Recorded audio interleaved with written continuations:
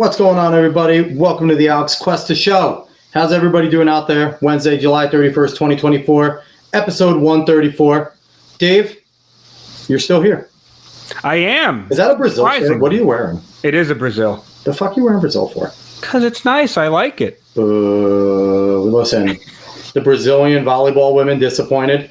Wore actual shorts. Pants, right? They wore pants. Oh, man. They should be disqualified just for that on their own. Yeah. But yeah, we'll stop being sexist for a little bit. Hi, how's everybody doing out there? We appreciate everyone. YouTube, on YouTube, X, Facebook, everyone watching out there. How are we?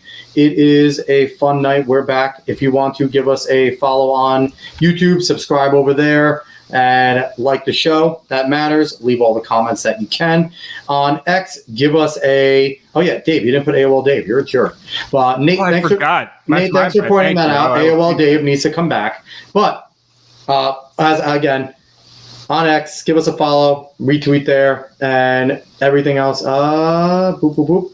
Am I still... Oh, is my microphone... Now you're completely gone. I'm muting myself. I need to fix this. I'm still on the computer mic. Do I sound like shit, chat? That's not the worst, but no. It says USB codec. It says I'm on the regular one. Okay. I hear something in the background, but whatever. Oh boy. Anyway, how's it going, everyone? We appreciate it. I've said that 1,000 times. We're gonna have a fun show. Last week's show, we had James and Kay of Melee Games on. Fun little channel that we had a great freaking time. We were just chaotic, and that's the way we enjoy it here. So go give that a watch. Go give James and Kay Melee Games. Go subscribe to them on YouTube. Kay started hell recently on Twitter. Oh, what did which is going to the first question I ask our guest. Okay. But she asked about oatmeal raisin cookies, whether they're good or not. Oh no. That's the final answer. My mic is sounding. Well, my mic is putting off static. It happens. What the fuck? Yeah. That's not good. It's okay. That. You don't know something? So my daughters were down here. I'm going to bring them in real quick. I'm bringing in our guest before I tell the story. We're excited. Jay Drunk3PO. He is on YouTube streaming. He's on G&G. He talks gaming because he's the greatest gamer ever. Before you interrupt, the PayPal didn't go through. Just let me make sure. Dave, are you scamming him? What are we doing? No. We'll deal with it in private chat. Okay. All right. Let's keep it moving. Here we go. All right. So, but Drunk3PO is here. Jay Drunk3PO. You know him. You love him. What's up, bro? Oh, not much, man. Some of the people that are already in the chat got to see my epic Fortnite win.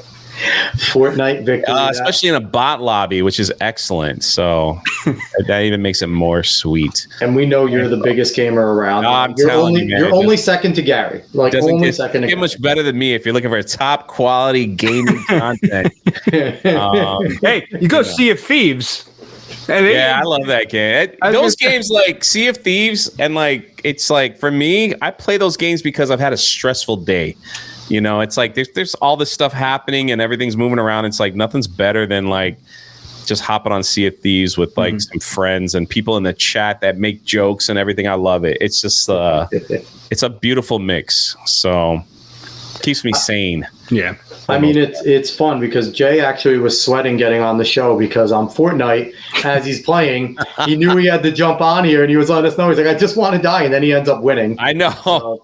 I know before the stream started, I'm like, I got my sweat rag. I'm like, man, it was like, I was just trying to make it just in time. So, you know.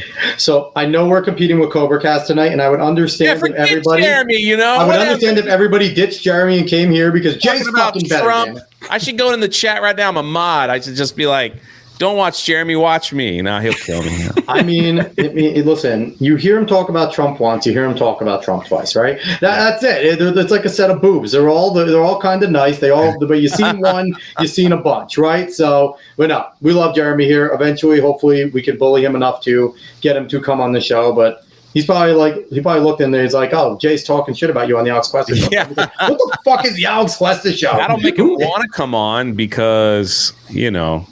Just out of curiosity, counter talk. So yeah. I mean, I would love for him to come here and just. This ain't about Jeremy, okay? Come on, man. Like it is about you, damn it. Complex, and it's like we only had Jay on to get to Jeremy. No. We're making a little hop. We had Ben. We got Ben to get to Jay. You know, maybe Jay could just jump us right to there. We could just Jeremy, Harry, if we're being quite honest. we're going. And you want to know something? I respect it. Ripper, Honestly, okay? Gary and Ripper. That's what. I really do respect it. But Jay, we're pumped to have you on because you are doing some really cool shit, and you look right behind me. That gentleman back there, John from Achromatic Chronicles, Blue.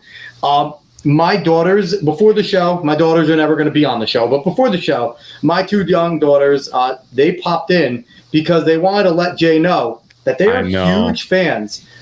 My oldest daughter, Josie, quite literally loves the book, is reading it on her own, and they wanted to jump on. I thought Jay might get a little teary-eyed. But that was beautiful. I appreciate it. It means a lot to me. It really does. That was awesome. So people want to go and look. They've had here's the homepage of Achromatic Chronicles. Yeah, it's going to change soon. Yep. And she, as much as she liked blue, she's more pumped for green because her favorite color is green. So it was perfect because my younger daughter's favorite color is blue, older one is green. So I want to talk about that. Where was the inspiration behind? Making Achromatic Chronicles blue? Why jump out there? Why make a comic, a graphic novel, all that type of stuff? It started when I was a school teacher, when I taught 5th grade. And I had a couple, I didn't teach at the, a regular public school. It was more like a second chance kind of thing. Okay. And a lot of kids that went to that school were very poor and very lost, I guess you'd say is the best word.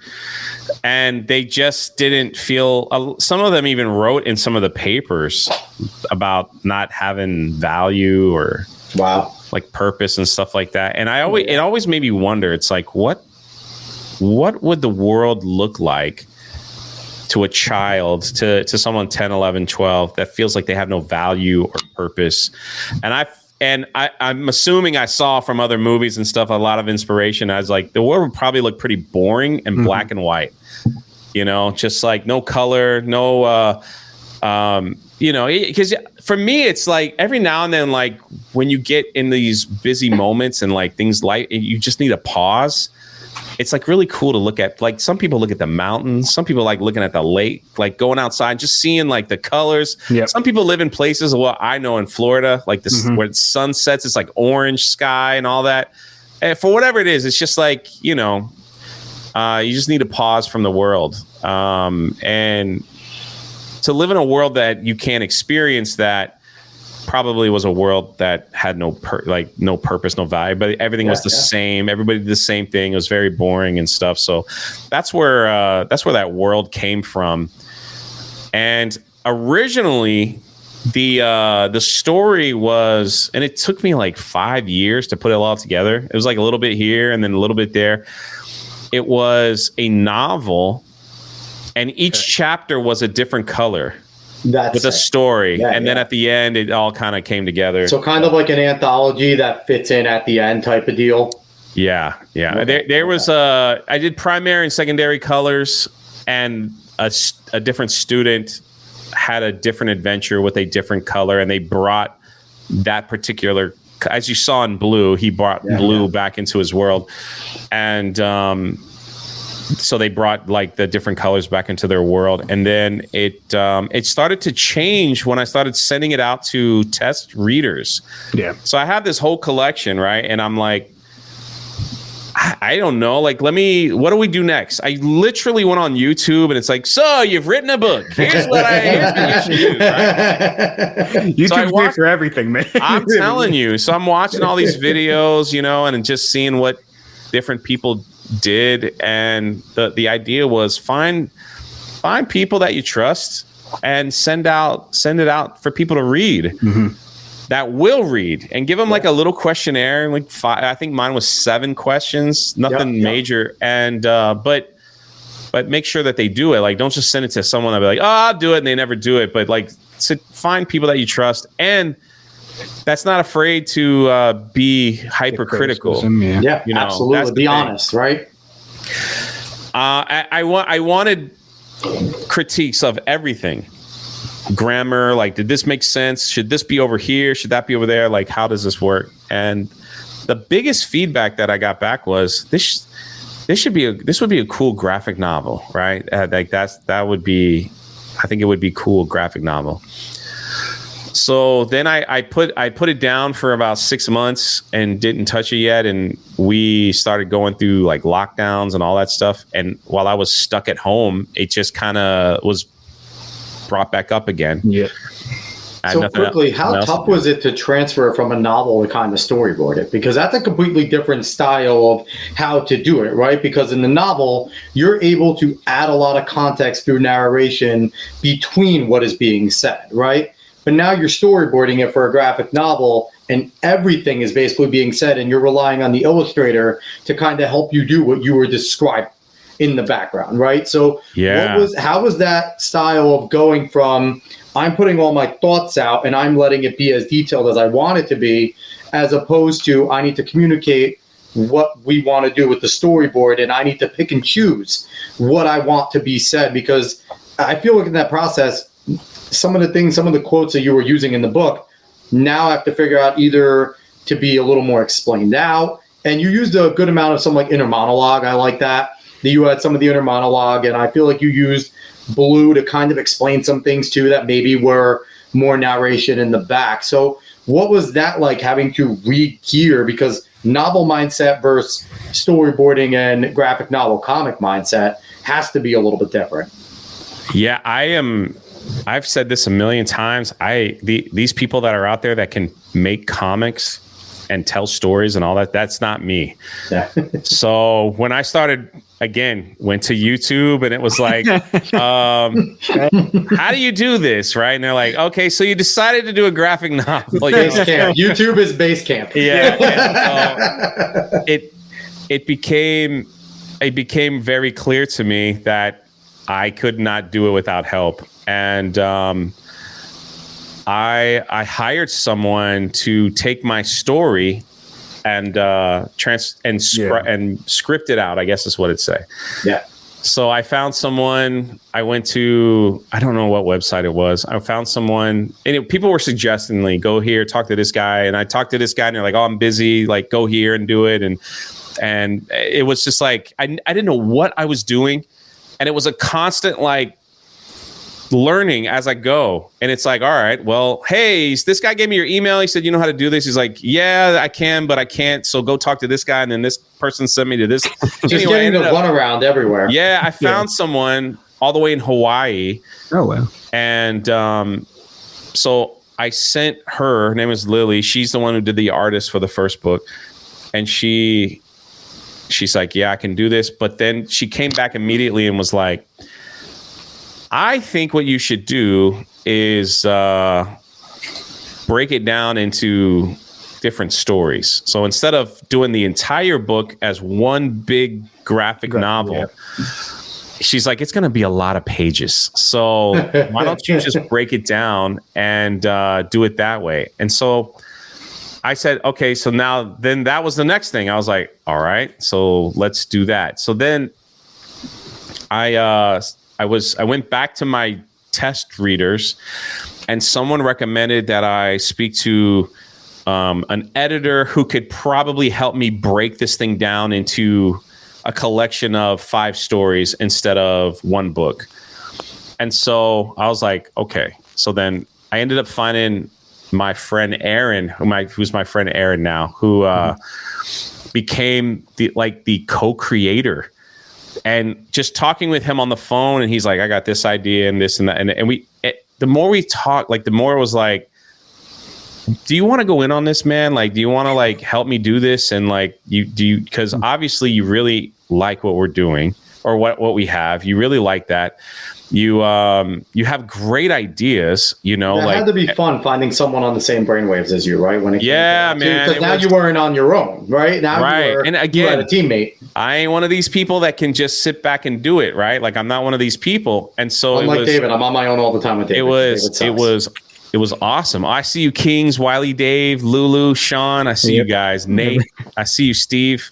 And so, anyway, thank you all for coming. Yeah, thank you, chat. We appreciate it. He's an awesome author in his own right. But so he helped me detach Blue from the original story. So he's like, all right, here's how we let's worry about the other stuff later. Which one of you came up with the cliffhanger at the end? I'm not giving away anything for those that haven't read it yet. Oh, that's me. Say, at the end, when my daughters read that, they was like, wait a minute, this is it? And that was perfect. And even me, as I'm reading it, I'm like, because I read it first, because I don't bring anything to my kids that I don't screen. I trust 100%. You, and I trusted you, and I thought it would be fine. But even when it comes to, George Alexopoulos wrote Gooseberry Pie, which is now back in the rotation. But I read Gooseberry Pie beforehand. So it was like, I always like to make sure. And I read yours, and I read it at the end. I'm like, this jerk. So I made sure that I jumped in, and they, like I said, not to blow smoke, but they really are looking forward to it. I appreciate it. He's enjoying it. We'll eventually get to gaming. I do want to ask a quick question before I forget to ask it. Is there an idea after all of the books are out, because I'm sure Green's actually going to do better than Blue, and so on and so on. Is there an idea after all of the books are out to actually make an anthology type of big book? Yeah, that's all. And just so you know, I will be purchasing the rest of them. Plus, I will get that anthology. So it's awesome. So the plan is, and so the beef of the story was the original writing that I put together, and so when we were able to detach Blue and make it our own thing, and then finally we got the book done, Aaron, who is an amazing author, he was just like, Jay, you got something here. Let's put that over here, and let's add this, and this might need a little more detail. What do you think? And so, we did a lot, especially during that lockdown period. We did a lot of work together, and then I sent it off to Lily, the artist, which took another year to do, and she kept bringing back all right, well, if we do 150 pages, we got to cut this, and this. And I'm like, I don't want to do that. I don't want to do that. I was like, make it bigger. So that's why it's 220 pages. That's not, I probably is too big. But I'll say this, just in your defense, it doesn't feel that way while you're reading it. And what's really nice about this book, which I think some books lack, there were easy parts to stop at. There were easy parts that, as I'm reading with my daughters, I didn't feel the need to have to keep going to get to a point. There were easy parts that, as I'm reading it, I'm like, oh, awesome. What's going to happen with John next? Boom, bookmark. And it kept the girls wanting to come back. That's awesome. Is something to be said there, because that credit to Aaron, credit to you, that you guys were able to still section off the book in that way as well. Was that intentional, that you were trying to get points where you were sectioning it off like that? We kind of knew the audience that we were going for is, we call it all age, but definitely probably geared to grammar school age. Yeah. And this should be in all schools, by the way. This should be in every single elementary school, because it's just a good. So before, I don't want to keep cutting you off, but no, you're good, man. The thing that I enjoyed about it, it touched on every topic that the woke assholes want to claim to care about. But it did it in such a good way that it made it not victim, right? While you're going through things, you're feeling John's emotion. And I don't want to give away a ton, right? But you were talking about how the world is blasé and things like that. And you're going through these certain things. And I think what you're explaining is the way a lot of kids feel as they're growing up, where I go through it with my kids. They have 7 million questions at times. And I'm like, just stop. Yeah. I need a minute. And what you're getting through, and I feel like kids could connect with John, and I feel like there's a good connection there. And then as a parent, you're reading things, and as you're seeing where kids may be seeing the parents making a lot of missteps, as a parent reading that, you can empathize with what they're trying to do with John as well. Although you're still on John's side, he's the protagonist. So it was just a cool thing there, just to see how that all came to be and everything. And then wait till Fortuna gets in. So I want to know, because now the world is established, right? The world is established. We understand what the world is. They're doing what they want to do. Again, I'm not spoiling anything, but we're now in a different place, right?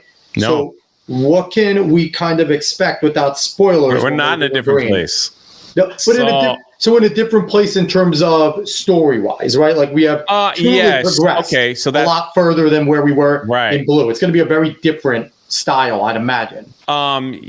So without as many non-spoilers for Blue to Green, because it's tough to not give spoilers for Blue and going into what you're going to do with Green. Can you share that? Can we share this? Yeah, absolutely. Let's boom. You got it?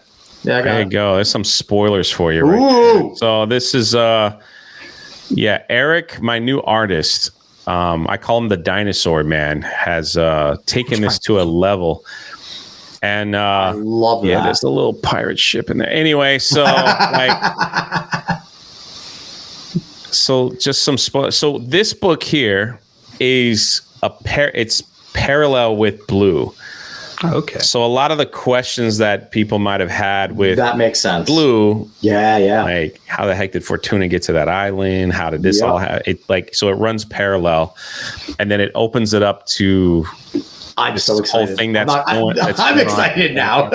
Like just knowing that's what it's going to be. I am pumped now. Yeah. So and it's just like.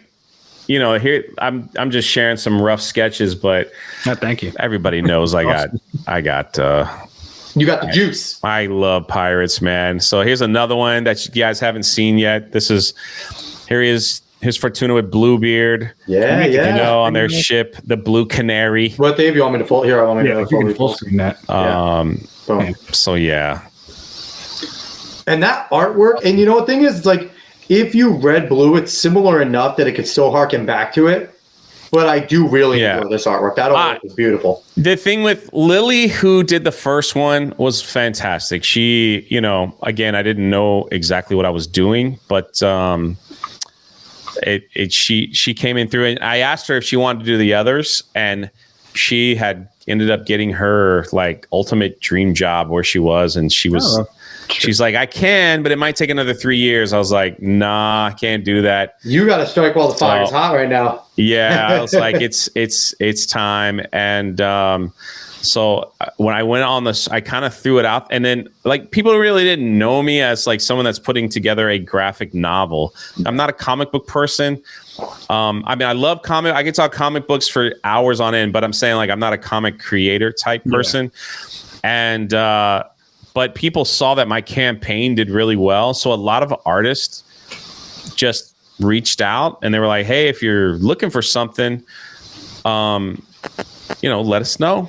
And this guy, Eric, he actually drew the cover for Green and just was like, I hear you're looking for another artist. What do you think? And I'm like, that's it. Yeah. Perfect. That's it, man. That's it. There is nothing. So cool. I don't need anything else. Like that is it.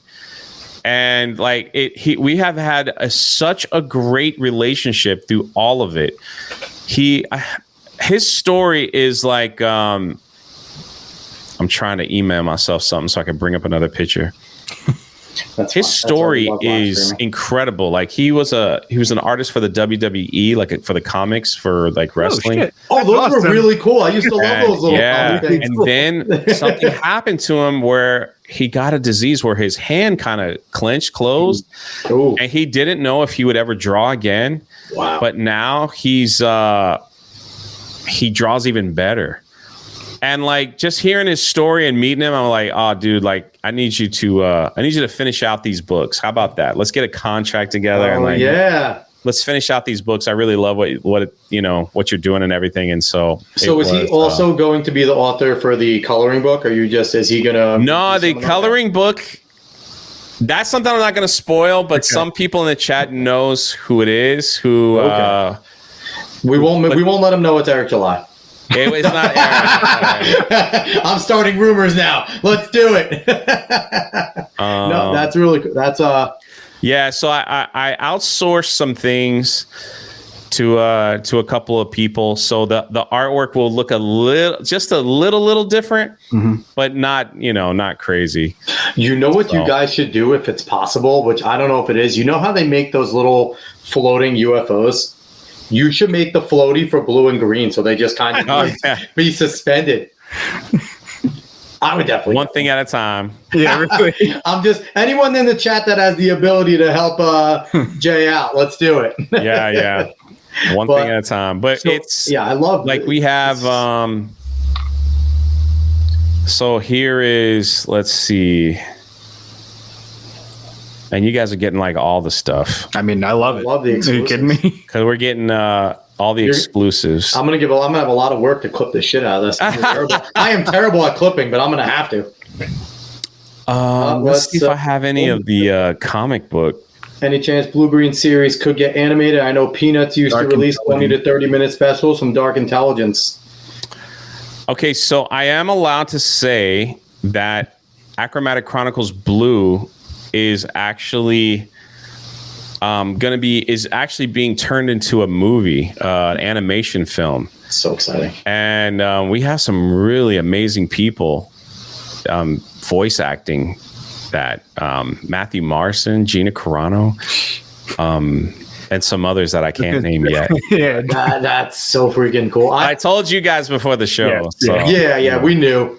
And the thing is, though, like, my daughters are never going to see this, and you told them, like, keep it a secret. I promise they are going to keep that in their hearts. Forever. No, it's cool. It's going to be cute. Yeah. Oh my God. So I don't know when the teaser trailer for that will. It's coming, but it's like, it's not yet. But here is like, this is I'll share this. These are the t-shirt designs. So we're gonna have merch for the olders and the young ones. So this is John's version. Wow. That's gonna be on a shirt.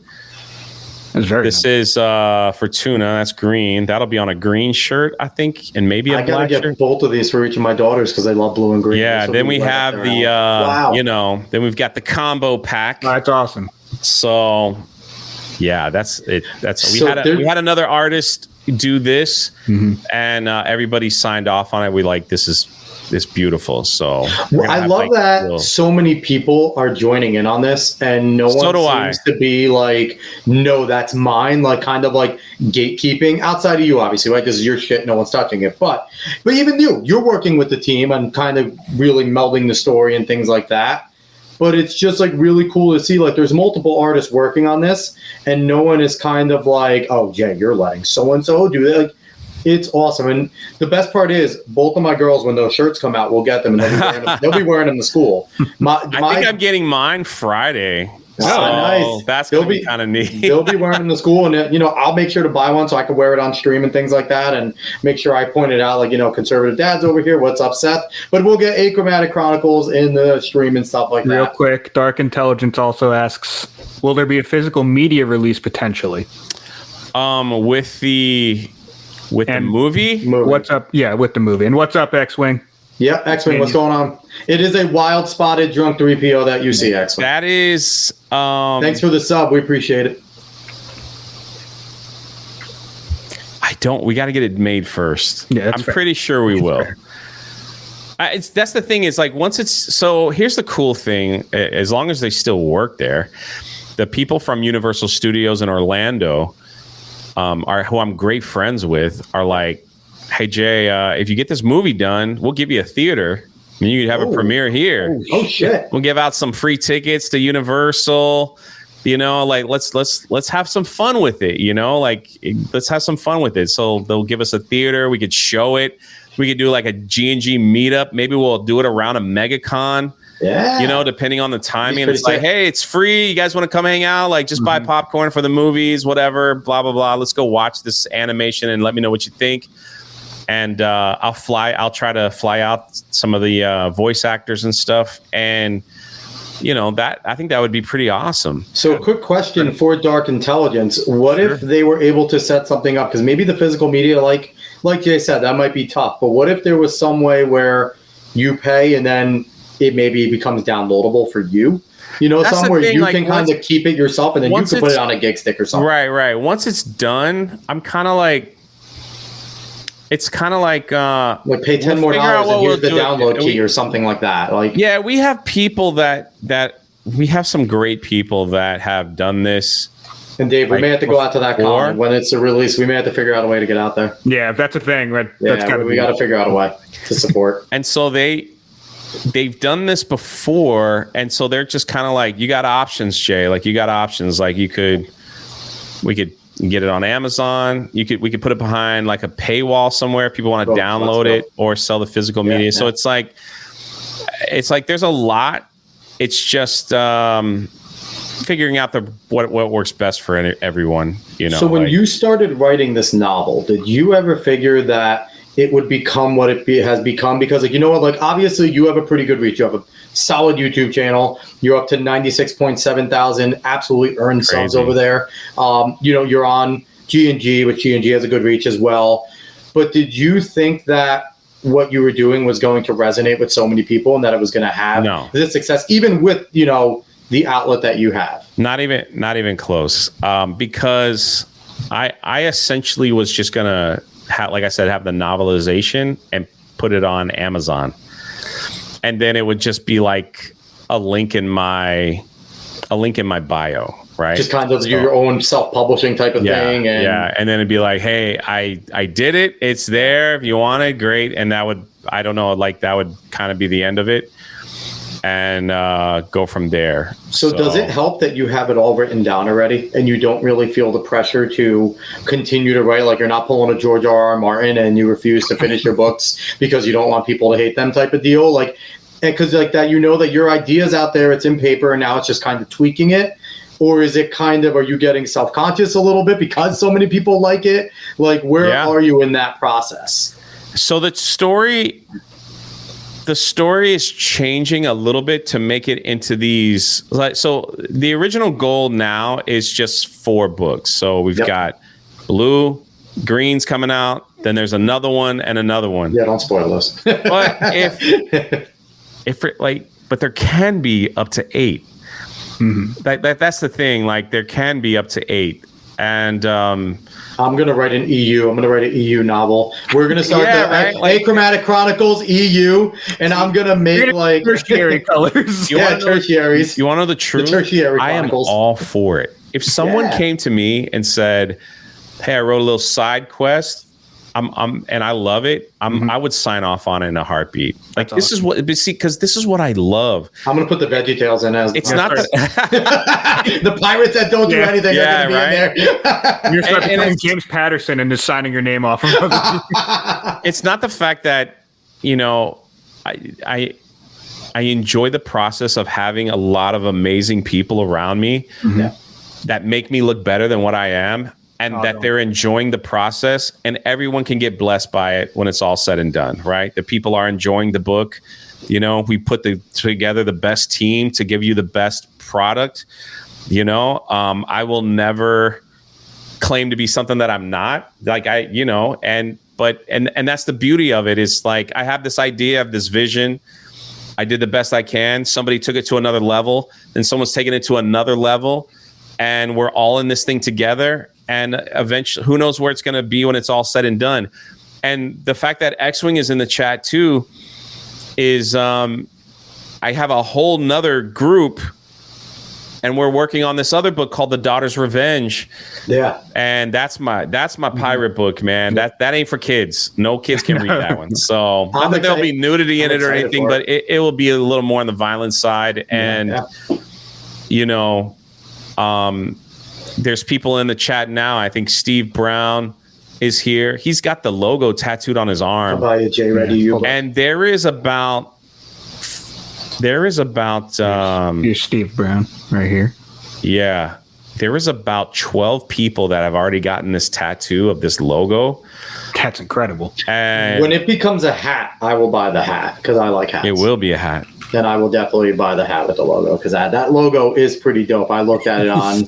Have you seen it? Yeah, I saw it on Steven because he has it as his avatar, Stephen Brown. But if you want to throw it up on screen to make it larger, we'll do that for people. Let me pull it up for the peeps and get it. But you know what though? Like don't sell yourself short, Jack, because it is your IP that is branching all this. Already, you could basically say that you have accomplished a well-sold children's book. Yeah. Like you can already say that. That's a title you can put under. Because it's your IP because yes, people have helped you mold it into what it is, but this is you made something different that is unique, right? I've never seen anything completely like the only thing I can harken back that's similar to this is Pleasantville. I get. It has similar, but it's very different in a way, right? Because I get Pleasantville. I get The Giver. Yeah, and the way the giver. But it's unique, though. It's not the pirates in there are kind of like Peter Pan. John's traveling to another place, and then there's pirates. So I'm sure when I was like just pulling stuff from inspiration from other things. The influence is always there. It's one of those things. But hey, this is me and X-Wing's baby right here, man. This is going to be, and again, we have a group of people that are. That's full screen. That will be. We're hoping January 2025 because the artist that's drawing green is going to do this one as well. So he's got to finish green first. He better, and then get back. But yeah, it's a crown of thorns and all that stuff. It's pretty. So are you going? Here's the question: are you going to gift Shad from Shadiversity a pirate sword? That's from this. You know how pumped he'd be if you gifted him a pirate sword for this. I love Shad, and we had him on our pirate channel. And that's awesome. But here's the cool thing about that book when that happens. If you hand forge 6 of them X-Wing, then I fucking want one so I can put back here. Yeah. X-Wing is actually hand forging maybe more than 6. He's hand forging real pirate cutlasses. Writing the script as we speak. And we're going to sell them with the project. So the first lucky 6 will get. Like, we got to figure it out. You're going to background check them? So that's you're not saying. Like, not selling it to someone. It might not be able to sell it in some rally. Like, please don't do that. Yeah, can't sell them into the UK. Right. No Sweden. We're gonna go through the laws and everything and make sure if somebody bids on them, like, sorry, man, we can't send it to you. I'm in New York. This would have to be like black market because for me, like, we have no freedoms here. So it'll be one of those. But it's awesome because. We're also making we're going to make official pirate coins, money, like replicas, stuff like that. These are coins. And, awesome. And Nine Line Apparel, who I've been working with for some time, they're going to release that logo that we saw on a special Nine Line Apparel shirt that's only going to be available for like 3 weeks. And a lot of that money is going to go back to veterans. Like they have the Nine Line Apparel Foundation, but then we're going to take the other chunk of that money and we're going to pay our artists. Like at least start. What depends on how many we sell, but that money is going to go back into like the pot to buy the metal for X-Wing to forge these swords. And so while you're doing all this, though, please let me know. So I can make sure I blast this out to our audience and make sure as many people as possible can. So, as you're doing any of this stuff, as you have any announcements, I'm happy to give free pub to friends of the show. So definitely let me know so we can give a shout out. I think you should have X-Wing on and he can talk about all that stuff and show you how he forges and all that. It's quite... X-Wing, DM us. Go on Alex Westa Show and the X page. Shoot us a DM over there and we will set up having you on. Great 100%. interview. 100% have X-Wing on. But yeah, so anyway, that's later this year. Green is priority, and that's about to drop. Maybe around August 10th, maybe, might be. Okay. We just want to make sure, like, the coloring book pushed us back a month. Yeah. Even though it was 15 pages, it's just... The process of these things are once it's done, it's got to be checked. It's a different type of paper that needs to be used. Yeah. Different type of ink to go to the paper. It's very different in the glossy style of the front. Like it's a very different than doing a graphic novel. There's a lot more that goes into it. And then X-Wing printers pop out a couple. They pop out a couple, and you're like, I don't like how this is setting right. So then you got to go refit. It's just absolutely. I didn't know any of this stuff. I'm thinking, here's my coloring book. You're learning on the print fly. it out. Like you're getting ready with your crayons to hold it like that. Let me cut it this. Yeah, those things. It's like kids aren't going to care. They're going to stick crayons in their nose and then color it. No, but it's we took a lot of time. I'll tell you this: the kids do notice that stuff. Like they'll still color it. They'll be like, "What is this? And why is it like that?" It's like your sharpen color. But this is our first one, and if it does well, we will start.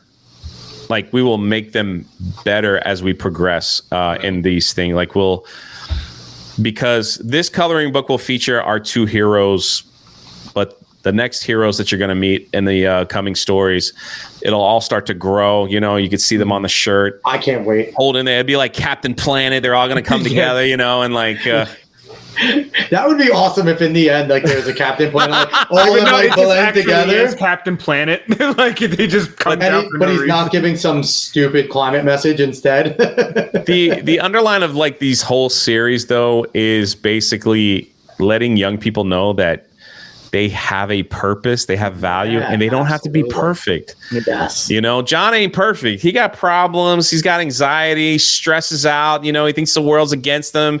He gets picked on by bullies because he asks too many questions. He doesn't fall in line. You know, he wants to know, and then he feels like he can't do anything. You know, John is a great protagonist though, because you see his hero's journey. Really well. And it's just you do the hero's journey really well in a short period of time. It doesn't feel rushed though. Like it feels organic to what. But that's the thing. He never saw himself as a hero or anything that he never thought he was the right guy to accomplish anything. And he had that moment to be brave, and he took it. And he had that moment, and he took it, and it taught him a lifetime. So all that type of messaging is what I want in this entire series. I'll say, as a shonen manga fan, like I'm a manga anime fan, as a shonen person, this fit like that shonen kind of model of have a problem, overcome it, don't give up, get better type of thing, like work harder. And John is kind of that person that's unsure in the beginning and is now, like, you could see coming into his own. So I love it. The truth is, and not to get political or anything like that. No, get political. We do it all the time. And we will later. There was a, you know, if you were on social media, if you're on Twitter, you literally saw these new type of books being introduced to young children. In the second, I live in Florida. Yeah. So our governor did a bill, you know, where it's called the parental acts, something like parental rights or something. And and so then the other side was like the anti-gay bill. Yeah, don't say gay, which was never in the bill at all. Yeah, they just literally made that up. But when you saw the list of books that the governor love our governor or not, it's whatever. But when you saw the list of books that he was saying, this doesn't belong in the classroom, and you open them up, it's pornography, basically. Yeah. You can find genderqueer online to read for free, and that's one of the major ones that's been brought to light. If you're curious, Abigail Schreier has a list of them on her website of all those books, but you can find genderqueer. I could not pull up a bunch of the photos and put it on YouTube. We would get a strike. Look at the videos of parents trying to read those books in the meetings, and the PTA having to tell them. Maybe that's going to be my EU in Achromatic Chronicles. And then being shouted down saying you can't read that in this meeting, that's inappropriate. But I mean, like, even in the library. I know X-Wing's making jokes, but even, you know, he just he shows off his little baby girl on screen and stuff, and it's like you look at this and your two angels that you showed me before stream. It was just it's just, as someone that was a teacher, it's disgusting to see that this is where they want them to read. Like this is where they want what they want them to read. Mm-hmm. And it's like, I have Goonies tattooed on my arm, and never say that. That movie was always special to me because it was like the childlike adventure of, you know, going underground and finding the treasure map and finding the pirate ship and all that stuff. And you find the treasure and you save the day. Yep. Simple. And I don't know, like, for a lot of us that were kids, especially like us older ones, you know, like you stayed outside till the lights came on, and you tried to push it for dinner, and you hear your mom as you were walking in. You'd wonder if you should open the door or not because you know you're late. It's we had adventures, man. Yeah. You know, as kids, we had adventures on the playground. We had adventures on there, and you know, others would use their imagination. And we had adventures and imagination. I feel like a lot of kids, they don't push that anymore. Yeah. And we can't. We used to be able to get into fights with your friends and then go hang out with them tomorrow. Like, they were still like 100%. Those were the people you fought the most. You would sit there, throw your friend in a headlock. I'm going home. And then the next day you'd call them up and be like, hey, what are you doing? Yeah, come on over. Come on with a black guy. Who did that? Billy punched me in the face. Are you good? Yeah, we're good. I'm going over to his house tomorrow. And then you walk in the house and the parents look and be like, can you not hit each other today? today? Yeah, exactly. Can you guys not do that today? You guys are friends. You shouldn't be doing that. But it's just that was starting to really hit my social media heavy, and I was like, listen, I was like, I'm not trying to be the savior of anything, or I just want people that know me, that I will put my money where my mouth is. I know I had a story here. I wanted to get something out that was safe for children to read. They didn't have any political nonsense, sexual stupidity. Like, there's no way children in the 2nd, 3rd, 4th, 5th, 6th, 7th grade should be reading that kind of stuff. Like, I mean, honestly, they shouldn't have it in school, period. I understand sex education at a certain time, but it's like what these I don't anymore. I don't understand sex education at a certain time anymore, because in the end, the fact that they're going to do it anyway is not a good excuse, right? Because at this 100%. Point, not the proper people are teaching it, and it's I think we need to hit a reset button. How the heck do you teach a 2nd grader about you might be a different gender? You don't. And here's the thing, and it's okay to show love, right? It is okay to show appreciation. It's even okay to show an attraction in a way to the opposite sex, right? Because we've seen, Disney before it sucked, right? They showed those types of things of people falling in love, and it's appropriate to do, and kids are smarter than we give them credit for, right? X-Wing, thanks for jumping on. We appreciate, you got a jet. Thank you so much. We'll connect. Shoot us a DM on X. We'll definitely get something set up. But as I was saying, it was okay to show those types of things in a certain way, right? You never got graphic. Kids are smarter than you give them credit for. You hint at it, they understand. You never need to say this type of stuff. Yeah. But now it's like they want to expose them to these things, right? Yeah. They want to make sure that they are 100%, just indoctrinated by the fact that Wicked Virtue. Wicked Virtue. What's up, Wicked Virtue? But indoctrinated by the fact that they believe that kids are not kids. Kids are little adults. And I've heard them say that. And that goes with the concept of now we can teach them all adult content. And also, it's okay if adults love kids in ways that are inappropriate. It is a bridge to a lot of different things. And that gives us, we're going to jump right into this because I want to talk about education in this country. You are an educator. It's something you're passionate about. Yeah. It's something that I've read about. I was going to be an educator until I was stupid in college for a semester. But, that's just the truth. I was an idiot and I couldn't teach after GPA was too low to student teach. It is what it is. But I enjoyed, so much about what I was learning in a lot of ways on how to teach the kids and things like that. And the concept that these kids now are being 100% indoctrinated. And when you read up on it, I don't know, you probably know a good amount about Paulo Freire, right? He's the guy that basically brought a lot of the way that education is going on right now is being taught. He was a Brazilian educator brought in to this country by, I think it was Henry Giroux, and just has rolled with all of this bullshit that's going on with collectivism and group and social emotional learning and diversity, equity, inclusion. And it's just such a terrible thing. So where do you see education right now in terms of public schooling, and how do we get this shit back on the right rails here? That's a pretty large question. And Nate, no, I've never read John Taylor Gatto. I don't know if Jay has either. I get asked that all the time. I never answer on purpose.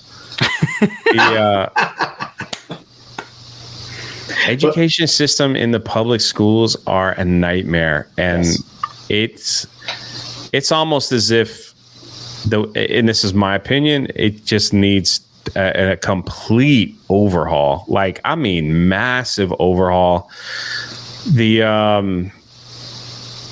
are private schools out there that are doing it, and it's going to cost people a pretty penny to put their kids in, but they are setting a good model for what we should be doing. There is kids, everybody learns differently, right? So some people are visual learners. Some people can read and pick it up. Some people can watch, you could put the same information on a film and they could pick it up that way. Some people are art students. Some people are math students. Some people are, it's all that. And I just think by the time they've gotten out of middle school, they need to lean into some of the stuff that they really feel that they want to go for. Yes. And I also think, and this is just some of the things that I would change, I think by the time they hit 10th grade, they should be like learning the job that they really want to do, and also have the opportunity to switch out in the 11th grade. For instance, students should be taught how to do a job interview, how to do their taxes. Yes. What does it mean to start a small business? How does money work? How does the stock market work? Like they don't teach any of that stuff. And about their local government, right? Because we get 100%. I work with kids a lot on my 9 to 5. I teach them how to drive, and I talk to a lot of 16-year-olds. And they say, like, there's these classes about government popping up, participation in government's a popular one in this area. And when I ask them what the curriculum is, we learn about the federal government system. We learn about this. And I'm like, that shouldn't be a concern. Who's your mayor? Who's on your council? Who is your sheriff? Who is your school board? Who's your school board?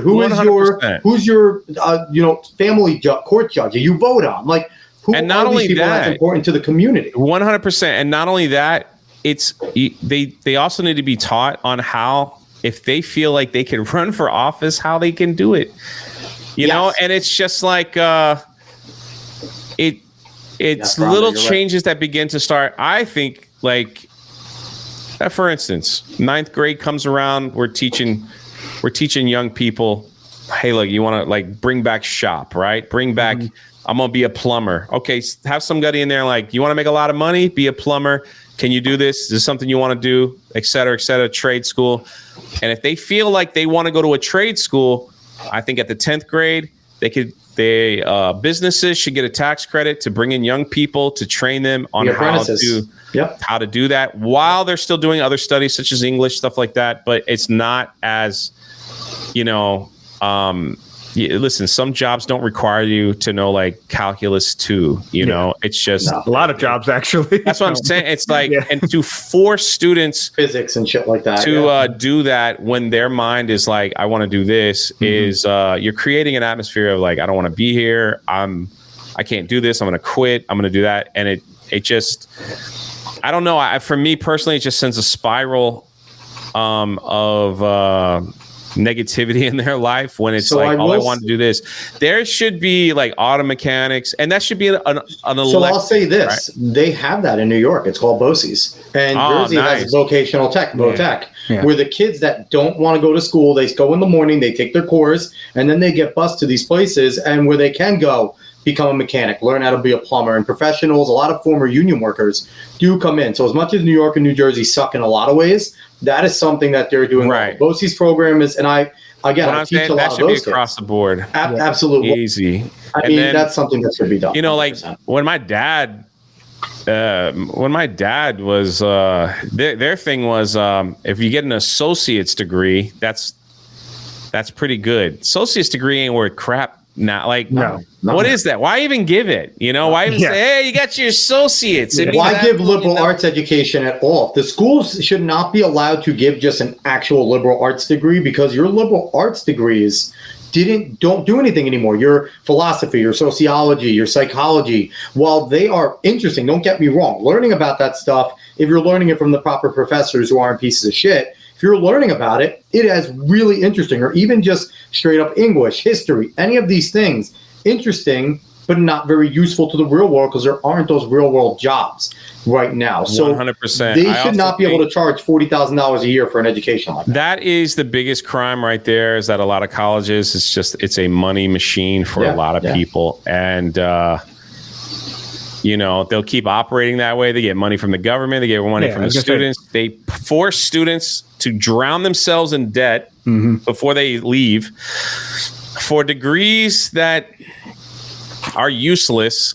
Now you got a person that comes out of college with $200,000 in student loan debt, has a degree that can't get them a job. They don't know what to do. They never were taught life skills. Yep. They never were taught little things like that. And so now now they end up on TikTok crying like, why is life so hard? And it's sad, because like, it shouldn't be like that. It shouldn't be like that. There should be so many opportunities in every state to where if somebody wants to decide that they feel like this is the path they need to be. And everybody changes all the, I'm not saying they couldn't change, but at least get them on a place where, they feel like they're winning at something. Yeah, they're at least on some type of good path. at this. Yeah. There's some kind of foundation there. There's something where it's like, okay, I'm going for an achievement. There's some kind of goal or aspiration to go to. These participation trophies, and everybody gets a trophy for finishing last place. Throw that crap out the window. I'm sorry your kid ain't good at kickball. Maybe they'll be good at something else. You know, that Billy can't do. It's just how it is. You know, if everybody gets a freaking trophy for every little thing, then no one will want to excel in the thing that they love the most. Well, because there's no reason to. You have no incentive to excel. If you get a trophy, the same trophy as everyone else, and you get the same as everyone else, then what's the purpose of being ambitious? Exactly. Because then you won't try, and like you said, it just won't matter. Mm-hmm. And and there's something to be said, possibly. Maybe it's me softening up when they are young and just entering the sport. Like my daughter started off at U4, U5 soccer. There, I don't care. You came in, you're learning to love the game. You want them to come back and learn the game. The moment it becomes travel, though, and you start keeping that type of score, and the point is to win, then no more. Like you don't get a trophy just for being there. You get a trophy for winning. There's an MVP of the team every single year. There's a most improved. And that gives motivation for those people 100%. To strive to say, maybe I'm not good enough to be MVP. That kid's exceptional, right?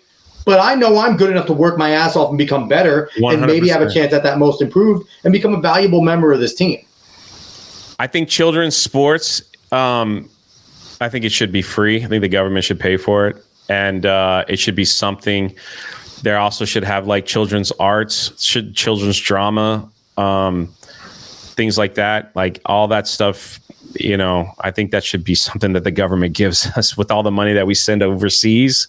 Be nice, the least we could do is help parents that can't afford to put their kids in soccer or football or baseball or basketball or something. Let them do that, because that is, I think that kind of stuff is crucial.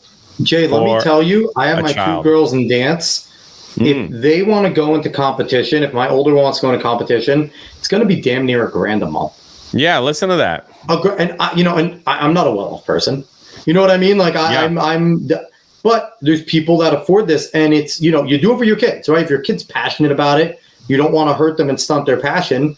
But it's like figuring out, it's like, how the hell am I going to find an extra $1,000 a month? This is the thing. It's the rich can do this. Everyone else can't. Mm-hmm. It starts this great, here comes my conspiracy thing. Starts this great divide of people, of the haves and the have-nots, right? So in the haves, they can get their kids in those special schools. They can get listen, all these politicians and all these wealthy people, they put their kids in schools that have everything. They're not going to put them in public school. They're not. They don't want that education for their children. No, I wouldn't. And then it's like, they'll go to the nicer crime-free areas and things like that. Yeah. The school that I worked for had some of the greatest people, teachers, everything. They paid terrible.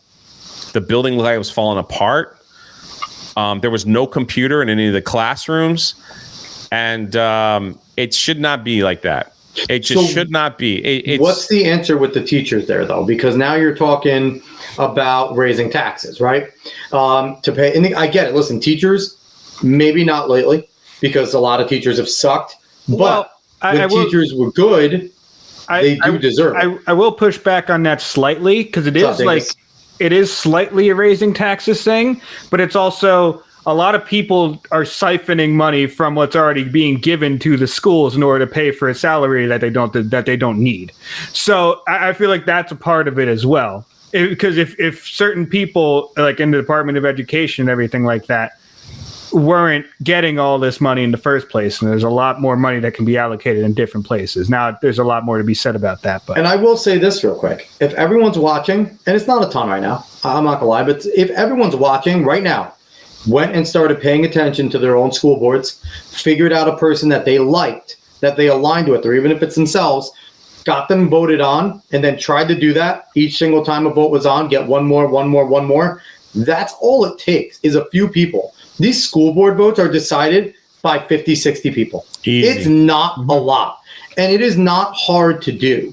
But the thing is, people don't know that, and that would have, for me, like, I know there are a lot of people that say homeschool, right?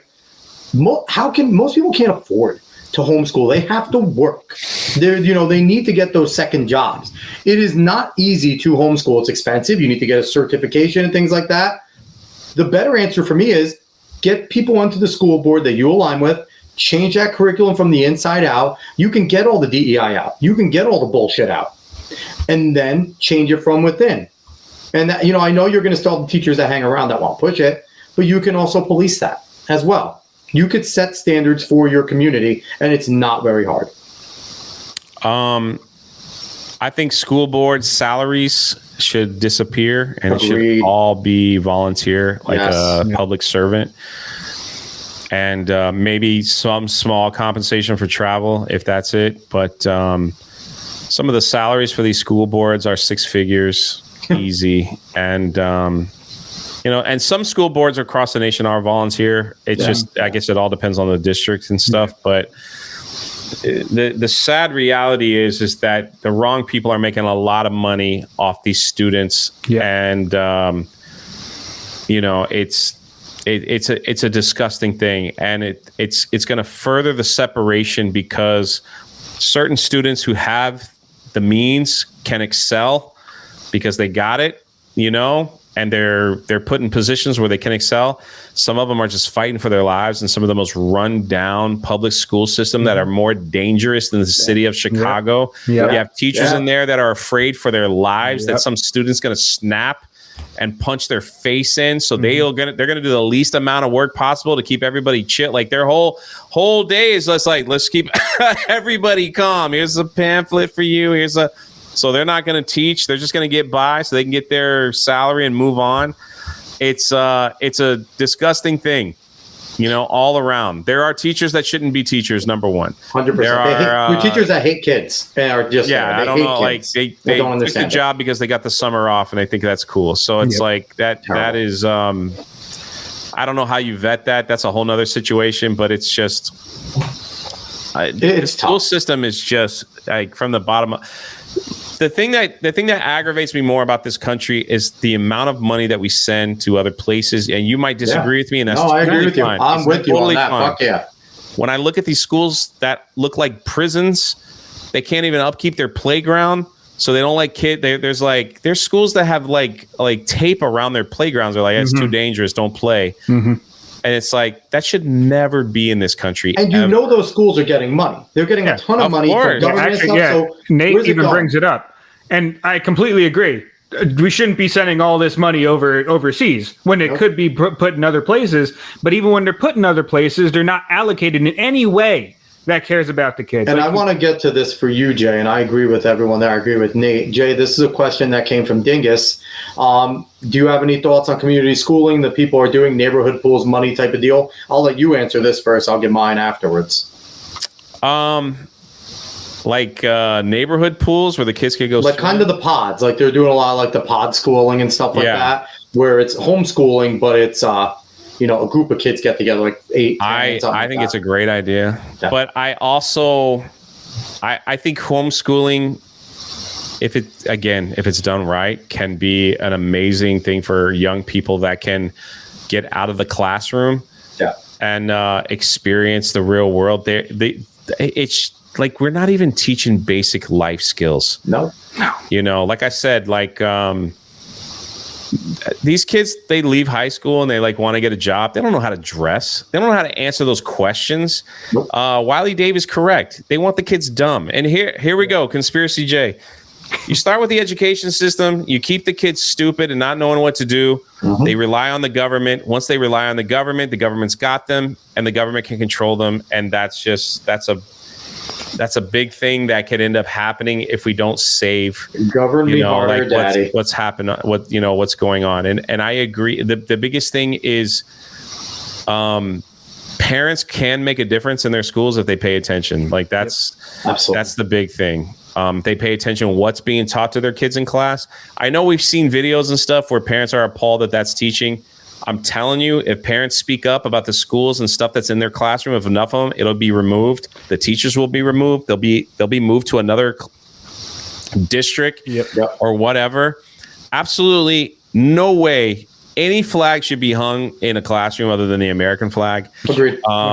You know, I get it. We want to respect other countries and stuff, but we're talking about kids are leaving schools, hating America, thinking they're the wrong gender, not knowing how to get a job, drowning in debt, getting college degrees that are basically useless, and expecting them to be productive members of society. And they're being told the world's going to end every 10 years to climate change. They're being told that it's going to be impossible to get a house, impossible to get a job, impossible to get married, impossible to have kids. I will say, this is one of the silver linings. I think there was a couple silver linings from the whole COVID lockdowns that were thrusted upon people, is that a lot more parents were actually hearing what was happening in their classrooms through these Zoom online schooling. So a lot of it was being outed during that time, 100%. And that's when they started getting really afraid about parents listening in to what was happening during schooling hours. You know, and with the pod schooling, I think it's a good idea. I like it better than solo homeschooling because you do get the social aspect, right? You're allowing these kids to still socialize. Socialization is important if done in the right way. If you're allowing the kids to just go to school and, you know, you're at work every day, you're doing all this, you barely see them, kids are being raised by their teachers at school and other kids, then we see a lot of things going on with that too. If you're not a parent that can be involved because you're working so much. So the pod schooling is a good idea. So I also believe that high school students should have a trip outside of America. And I know that could get weird or something like that, but that's a good idea. I think that they should, you know, like whatever organization, Peace Corps or something, and serve. And those are those rich schools you talk about, because I teach boarding school kids all the time to drive, and they always talk about these class trips to Italy or to France. The boarding school kids do it because, like you said, they're the haves. The haves can go do it, but at the same time, they're private. They're getting paid. You know, these schools have to put the money where it needs to go properly. Because some of those rich schools, if they don't offer certain things, parents will put them somewhere else, and then they lose their funding, and then it's like, so there's a status that needs to be kept. That's the thing there. that parents can run. But for an example, when I started teaching 5th grade, I came in at Christmas time. The teacher left. Like, she just was like, this ain't for me. These students ain't for me. No problem. Mm-hmm. It isn't for everybody. And it's better to admit that. Yes, that's what I was saying. I respect that.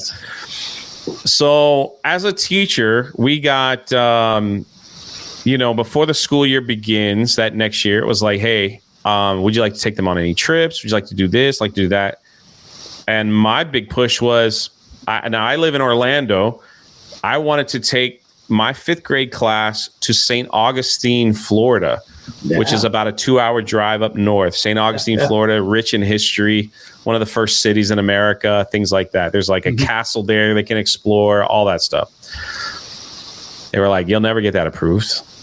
They don't want these kids seeing anything like that. I was like, all right, let me try. I did everything I could. I called school board. It was my mission to make sure this stuff we got approved, got the money. We worked it out. A student would go with one of their parents, one of their guardians, or an older sibling, and they would stay in that room together, and they were responsible. We had a meeting with the parents and the siblings that were going. This is what we expect from you. You know, this is what we expect from your student. And it was a big thing, but it was awesome. And I remember hearing, like, again, the school that I worked for were like the kids. They weren't the best public school students. So this was like a kind of almost like their last chance, maybe. They didn't do well in a public school setting. So if they messed up here, they'd probably have virtual school or whatever. I don't know. But I heard over and over, it's like, man, you're going to have good luck, good luck. So the first year we went, it was an amazing experience, and those students were just like, most of them have never left their county before. It's because they were poor, and it's like they just couldn't afford it. And they went on a trip, and we spent the night. They spent the night in a hotel, with their mom and everything. And it was just like, it was one of the greatest. And for me, it was no big deal. It's like, and I drive here all the time. It's like, But you also gave these kids a reason to want to go to school, to enjoy, then look forward to, if I do what I'm supposed to do, I can go do this. Like, you gave a positive reinforcement to doing what they're supposed to do. All they did was talk about it for the rest of the school year. Yeah. Every little thing. And it was awesome. And I would call people and like, hey, you want to help like buy ice cream for all these kids? Hey, you want to do this? Like, you want to like, and I was just getting little sponsors here and there. And it was, they had a great time, and then we came back and I turned it into a lesson. All right, history lesson. What did you learn? Like, we went to this castle. So here's the book, like write up on it, like write a paper on it. And it's like, so they got to see it. It's real. Like, sick. There's a castle in the United States. I don't know about them being in England and Europe. Maybe more of a fort, but still, like to them, it's like, holy crap. Yeah. We went to a lighthouse, and there's a lighthouse in St. Augustine. You can go up to the top. Yeah, and they went to the top, and they all like almost threw up. They've never been that high before, and it's like it was awesome. Whenever I go to a lighthouse, I just want to see a giant dragonite. It just was like they've never done this before, and it's like we went out to eat, and I'm like, here, I'm giving the speech. I'm like, all right, everyone, we're going to a nice place. You got to sit down. Like, I was like, let's act like proper. Like, it was like, and I turned it into a game. It's like, if you had $10 million, how would you sit at this table and eat? And it just was like, everybody had a great time and no issues whatsoever. You didn't have a problem. Treat them like anything other than kids. You didn't patronize them. You didn't. You kept it at their level, but you also they knew that you weren't doing it in a patronizing manner. We did have one kid who was with his older brother. They had their own room. They filled up the bathtub and they were doing cannonballs and then like when I was told, they were like, oh, they got water everywhere. I was like, man, that's awesome. So it's like, really fun. Yeah. Like cheaper by the dozen. Don't be funny, doing that. But wrong. Like cheaper by the dozen. Steve Martin. Yeah. And so I think the greatest thrill ever was we took them all to and I did that trip a few years with every class. And then like all the kids were like, are we gonna go? Like if the fourth graders were like, are we gonna go? I was like, yeah, we'll go.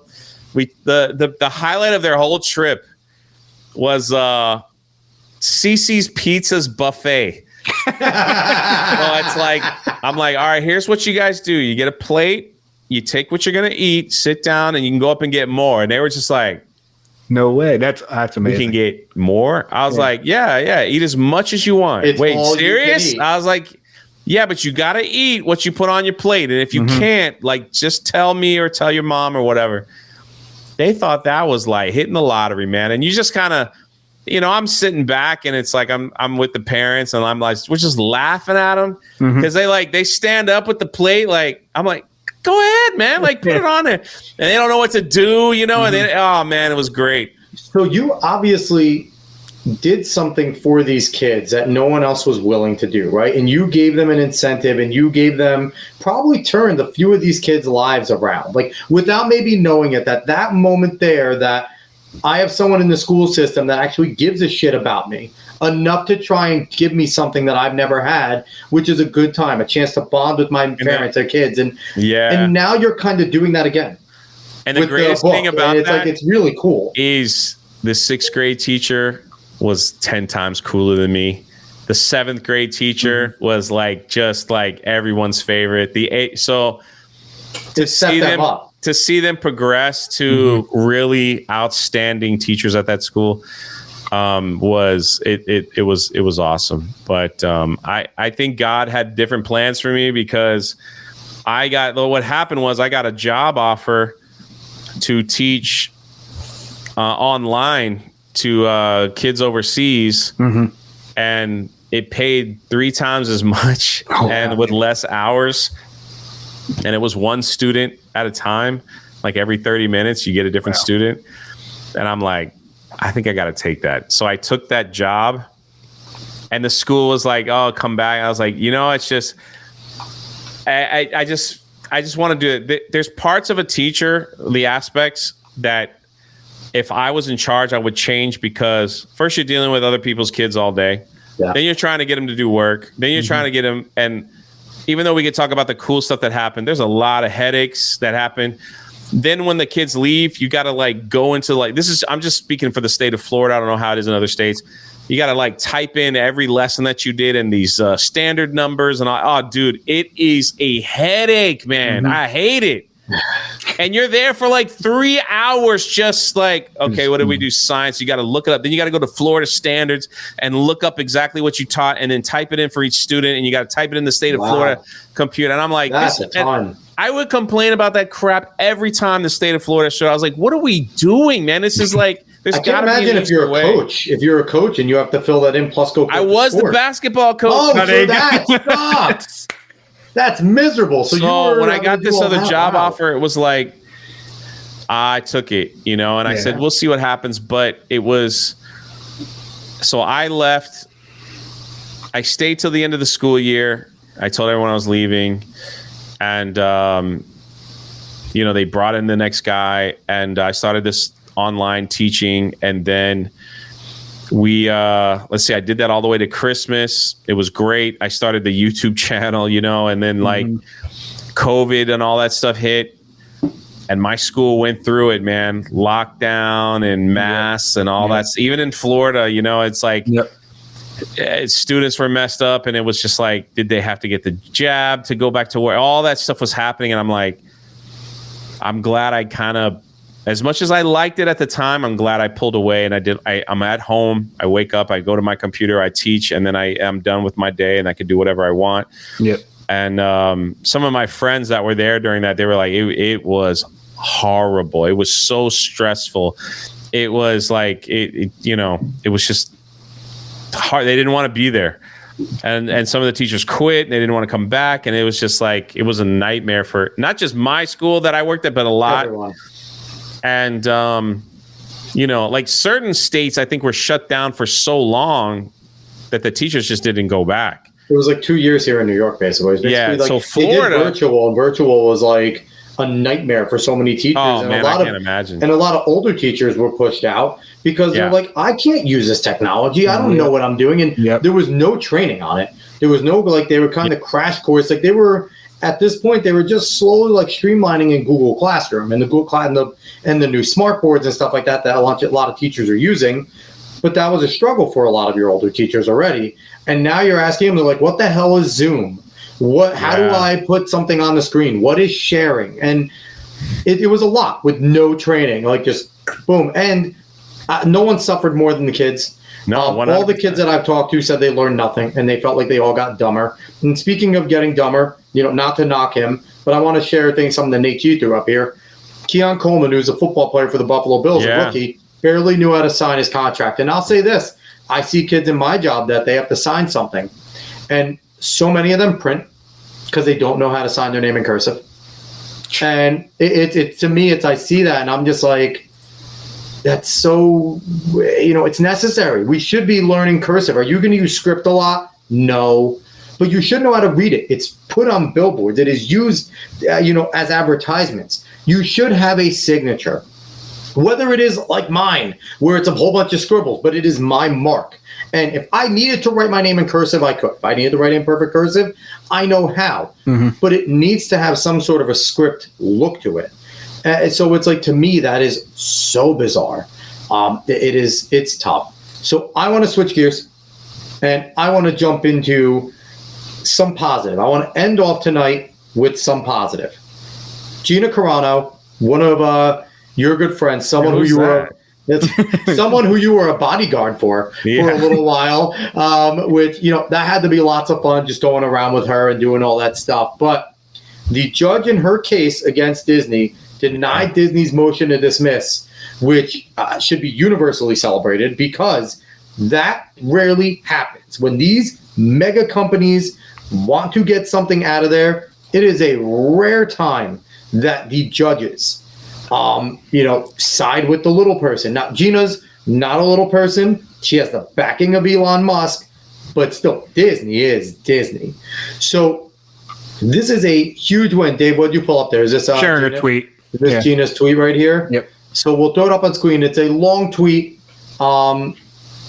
Dave, I don't know. Do you want to read it or you want me to? No, we'll just have it up there. Have it up there? Okay. Yeah. But so it is I see it as, just from that point, a massive victory that Disney was kind of told to piss off. Jay, how do you feel about what happened in that situation so far? I think it's awesome. There's so much for people that have been following this story. We saw firsthand the abuse that she was dealing with not only like Twitter mob weirdos, but like even Lucasfilm employees. And the fact that many YouTubers made videos on those tweets from Lucasfilm. I was one, but there were others, like tons of others that were like, this ain't right. Yep. You know, like, who are these people? Listen, Rachel Zegler was like one of the starts to that hate campaign for Gina. Yep. Everyone that wrote for the High Republic, they were all, there's tons of tweets about Gina that they wrote that they deleted, but because YouTubers made videos on it, you know, they're in the videos. Yeah. These are just terrible people that sounded like once Gina was removed, the goal was to make her a horrible person that nobody needs to work with and nobody should be around. Mm-hmm. And she is the exact opposite of all of that. And if you ever get a chance to meet her at one of these Comic-Cons, people will tell you, like, you know, she's not one of those sign and goes, you know, like people like, hey, can I get your autograph? Like, she sits there for a minute and she'll stay till 11 midnight. Like, that's, you know, awesome. Once the show is done, to make sure everybody got their opportunity. You know, not too many people are like that. A lot of people and that's fine. That's their thing. Not critics, like they just sign, you know, it's like, hey, how you doing? Yeah. Hey, sign and go. And, you know, too, I think like one of the big things with Gina is, you know, you mentioned how Achromatic Chronicles is becoming a team effort, right? I feel like Gina, she was incredibly courageous throughout all of this, standing up when she could have easily just been shoved to the side. But I feel like people like yourself, like basically a bunch of the people from G&G and things like that, and a lot of that type of kind of base comic nerd space and some more that kind of reached out and was like, hey, this is fucked up. Like, this shouldn't be happening. And I feel like that helped in a good amount of ways because it got the thousands upon thousands of people that watch all these channels to now not just do anything, but be aware of what's going on. And that's massive.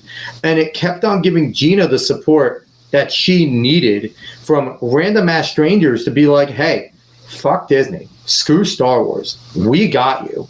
And I feel like that alone sometimes in a situation like hers where I feel like when she first started going at this, it had to feel lonely, being like, hey, I have this, one of the biggest, most important companies in the world trying to destroy my career, you know, where she stopped being a fighter at that point and movies was her way in. Like, she was going to be a movie star and she was on her way to doing it.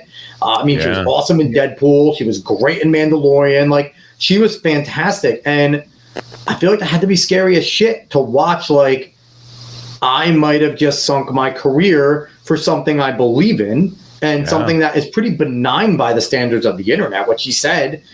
And I feel like it was a big team effort to help propel her, right? Because it easily could have been story about Gina Carano, let's move on to the next thing. But people didn't let it die. And I feel like it's huge to where it came in because she's still courageous as hell. And I love the support that she's getting now on the fact that Elon's behind her. And if Gina watches this at all, we're all behind you as well. Mm-hmm. Don't stop. And I think a lot of people have said, do not take the settlement. Fuck Disney. As long as Elon is willing to continue to fund this, push. Because if Gina, if you're the reason why Disney as we know it gets taken down so it can eventually rise like the Phoenix and become right again, you're already a hero. You will be the hero. So keep going. Because I think it's just been so cool how the community's rallied around her. Being around her during all that, it was very hard. She lost, not only did she, like, people don't realize, like, she lost her job as Cara Dune. Yeah. Probably, when we go to the Comic-Cons, everybody wants a Cara Dune signature. And it might be because Disney doesn't want Cara Dune around. Maybe that's what made it. But People remember her from MMA days. Angel Dust from Deadpool. She was in Fast and the Furious. She beat up, or she fought Gal Gadot, right? Wonder Woman. And Mandalorian went down the moment she was taken out. She was huge and she was great. And the Mandalorian might be better for her that she wasn't. She went out of there. She didn't get to see Jack Black and Lizzo fucking flop on the screen. She would have been filming her Rangers of the New Republic, and but this lawsuit is, we never thought we'd be here. Yeah. No. And now, like, the documents that were just released yesterday, who they want to call to the stand was Pedro, Kathleen Kennedy, Bob Chapek,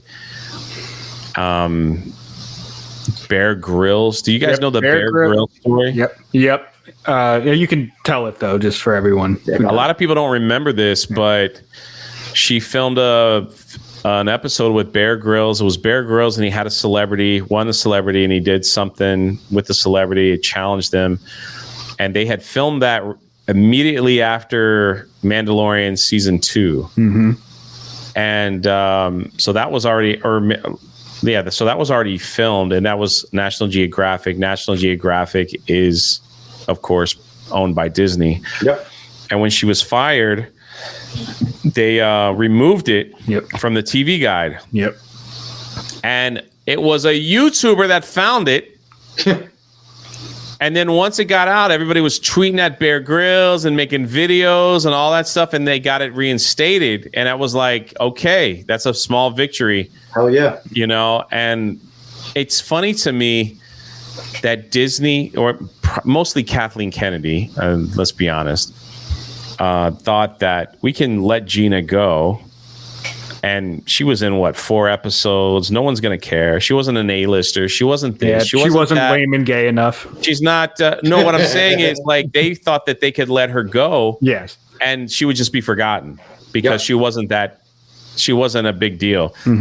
They didn't realize that these activists that work for Lucasfilm right now don't understand that Gina had a massive following because she broke the door down for women MMA. She was very successful there. And she had other things too. She had a fan base already that were fighters. Literally fighters. And then and then once, Dana White and all that, it's like, then once she got fired for speaking her mind, it was like, oh, this is bull crap. And then it started to explode. And then when YouTubers and people started talking about this, saying this is wrong, just because look what Pedro Pascal's saying, and look what Mark Hamill's saying, they all work. Look what Jack Black just recently said, they all work for Disney. This is wrong what you did to her.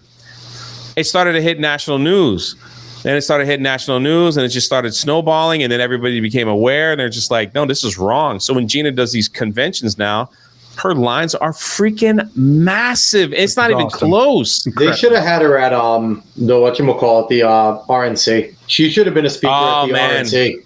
That would have been fucking. They missed an opportunity because she would have torn the doors off. Because not only is she loved with MMA and everything, but she's really good in public. She's good at speaking. She's charismatic. And not to mention, she's beautiful. And people do not talk about it enough. And, I do another podcast about track and field.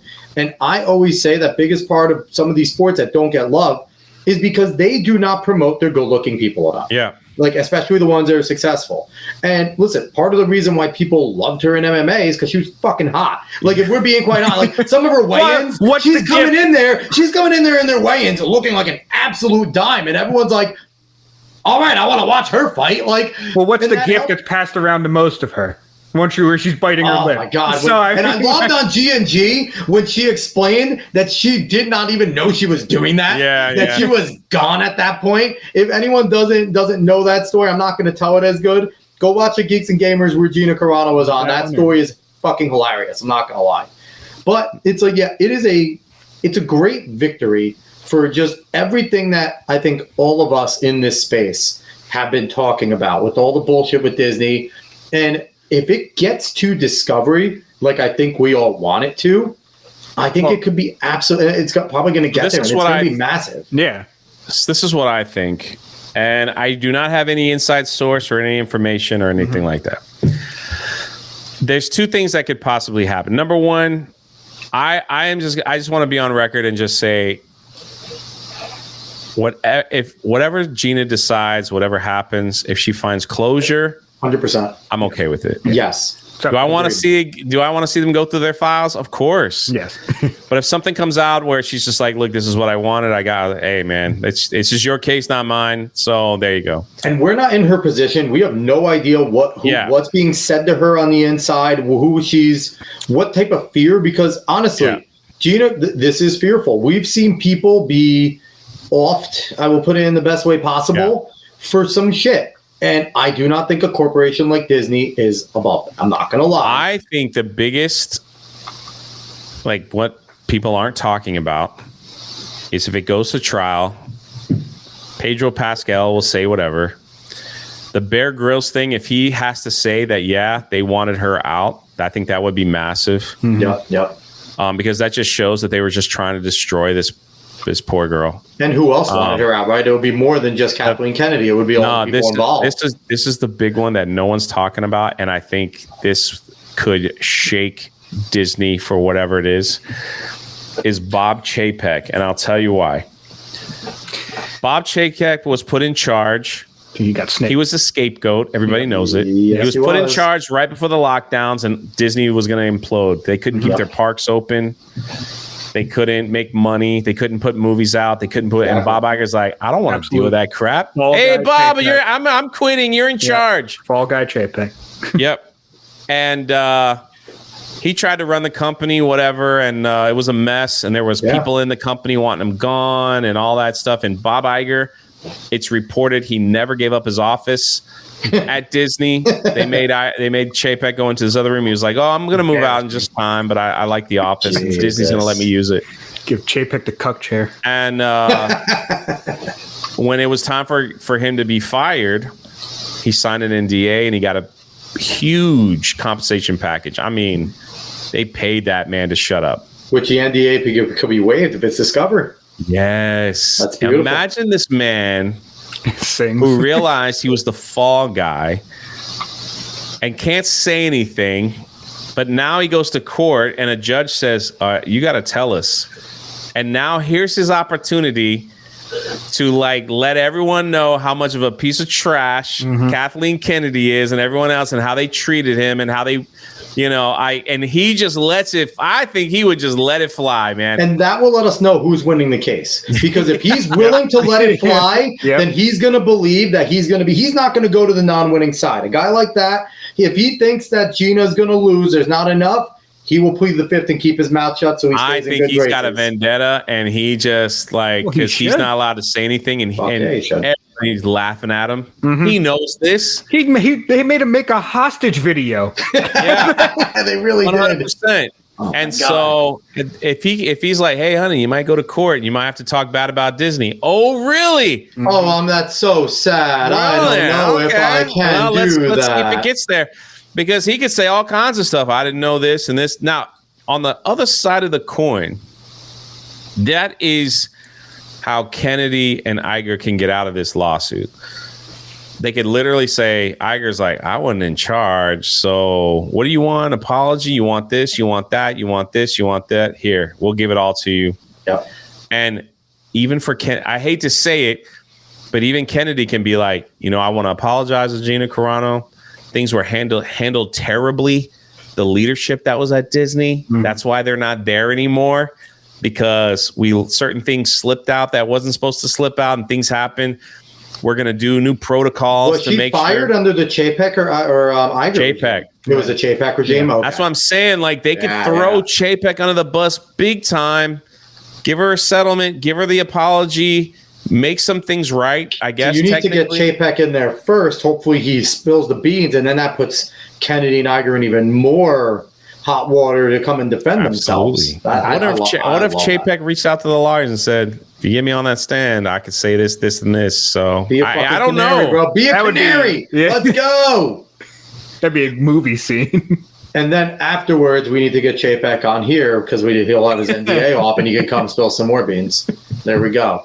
That's who I think would be like the shocker of them all. Yeah.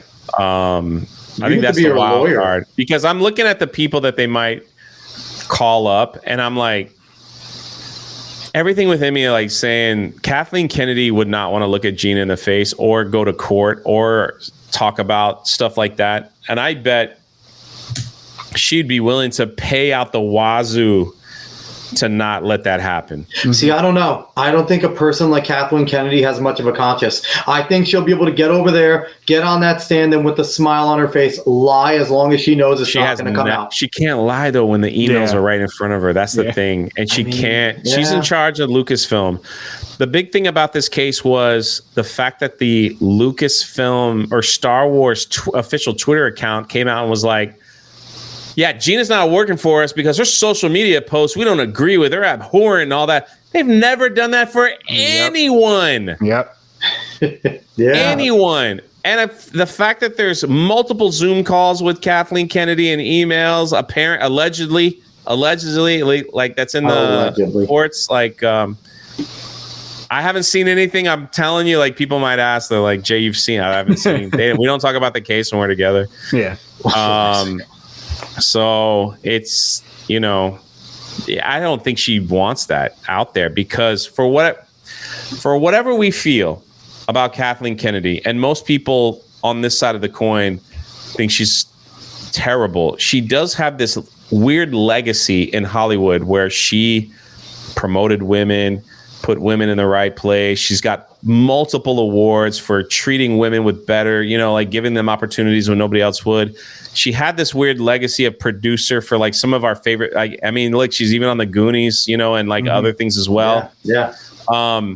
When she took over Lucasfilm is when it all started going down for the most people, but still in that Hollywood circle, the fact that she would have to look and say, yeah, we said all this about a woman, and it really wasn't true. Yeah, I let Lucasfilm employees go on their social media and call this woman horrible things, and we did nothing about it. I just feel like how could she want that out there when she's about to she's going to be 80 in a few years, and it's like that's how she wants your legacy to unfold, is that you had to go to court by a woman who you're supposed to protect, who you vowed to like raise up and like work with and all that stuff. You did that, Kathleen Kennedy. Give me back my award. Give it back to me. You know what I mean? It's like that's going to be the end of your legacy, that you lost in court to a woman and you destroyed her career. This is a great play. This is really a great play. And I think that, as long as it's feasible, this should definitely be the route that Gina's team tries to go. Now, obviously, they are. That's in the documents, like that she was not being treated fairly as a woman because the men, Pedro Pascal and everybody else that she named, they could post whatever they want about Donald Trump or anything else in the court documents. Yeah, and they just recently Jack Black now.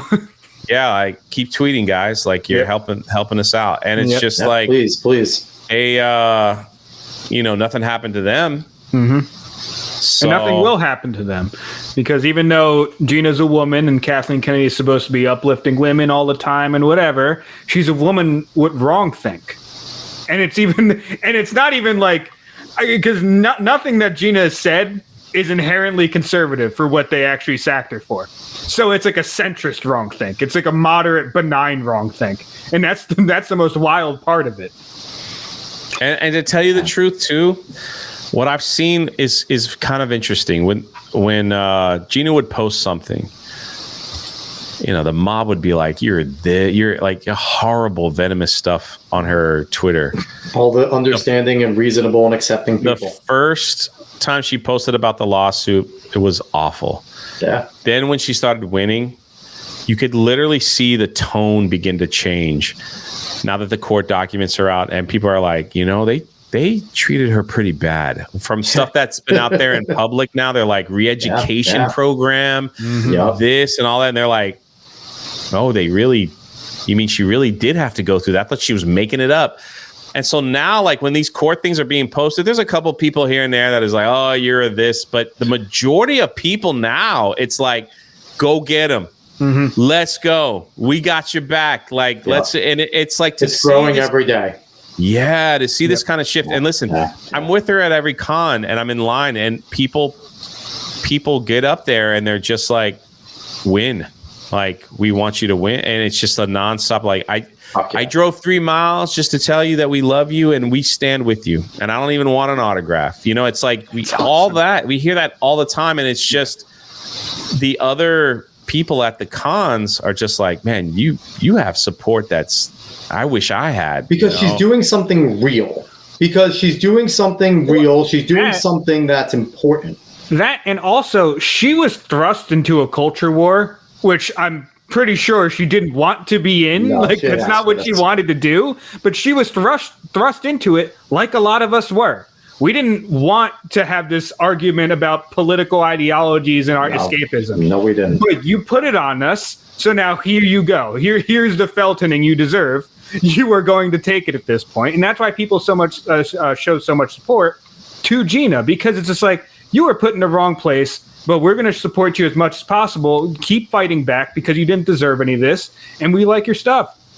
And the ideology was always there in a minor way. We always had some little hints at leftist things or a shot at Republicans, but it wasn't the focal point of what they were doing. And that's the problem now. Is the story isn't even second or third, it's fourth and fifth, as opposed to the agendas they're trying to push. And that's the problem. There was always leftism in Hollywood. There was always leftism in TV shows and a lot of entertainment, but it was more subtle. It was a flash. It was a off-color joke. It wasn't a whole entire theme. And if it was, you knew that's what it was going to be. They weren't trying to hide it or couch it in something you already loved. And when that happened, the fans turned, it flopped, they didn't do it again for a while. But now it's just the norm, and I think that's why we see the massive pushback. So I'm pumped for Gina. As long as she's willing to keep fighting, Godspeed. Yeah. We have your back. If you are exhausted, Gina, and you feel like you cannot go further, it's okay. We're not going to be mad at you. Like, you've done so much more than any of us in this space could have possibly tried to do.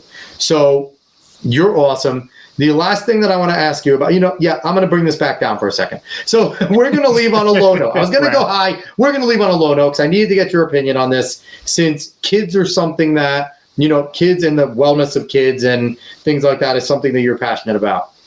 What's your opinion on all the shit coming out about Mr. Beast and Chris Tyson and the basically David showed me the Keno Casino clips about how the Mr. Beast shit's a lottery and all the things going on with Chris Tyson and the underage kids.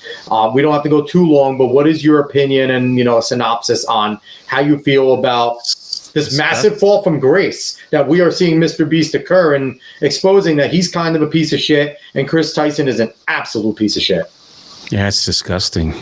It's the sad reality is that I hate to be that guy, man, but it probably will be forgotten in like 3 months, the way the internet works and how people don't hold them accountable. I am like really good friends with Jake the Viking, who was part of Mr. Beast and who doesn't work with him anymore. And, he's taken me on some of his adventures and just hearing some of the stories and stuff. And it's just like, these people get to a place where they feel like they're untouchable, and,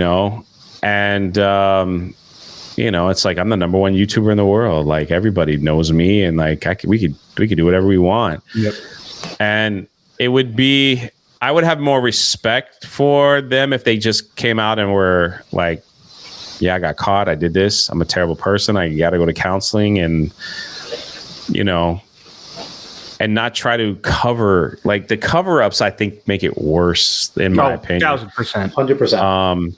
Cover-up's always worse than the crime. That phrase is so damn true. But it's disgusting, man. But it seems like a new one's coming out every week. It's wild. The Chris Tyson guy, like, I refuse to call him a girl. No, you shouldn't. And especially the fact that he's not actually trans. He has autogynephilia, and he gets off at acting like a woman and then trying to go. He's the same thing as whatever Leah Thomas's male name was. It has nothing. It is about dominating women and being in women's faces and seeing them naked. He still gets a boner from seeing women naked, but he does it under disguise, and that's kind of what autogynephilia is. Weird, it's fucking gross. It is abnormal. It is a mental disorder. The thing is, the only people that are talking about this are people that probably don't watch his content. No, that's the problem. Like us, you know. Yeah, and I it's never like watched Mr. Beast at all. And that right, and it's I've seen it, man. It's just like Twitter makes a big noise. Maybe a couple Twitter media types will cover it. A couple viral things. A couple big YouTubers will speak about it, but then you know the next thing will happen. It's like that because. What really opened my eyes to a lot, like how crazy times we live in.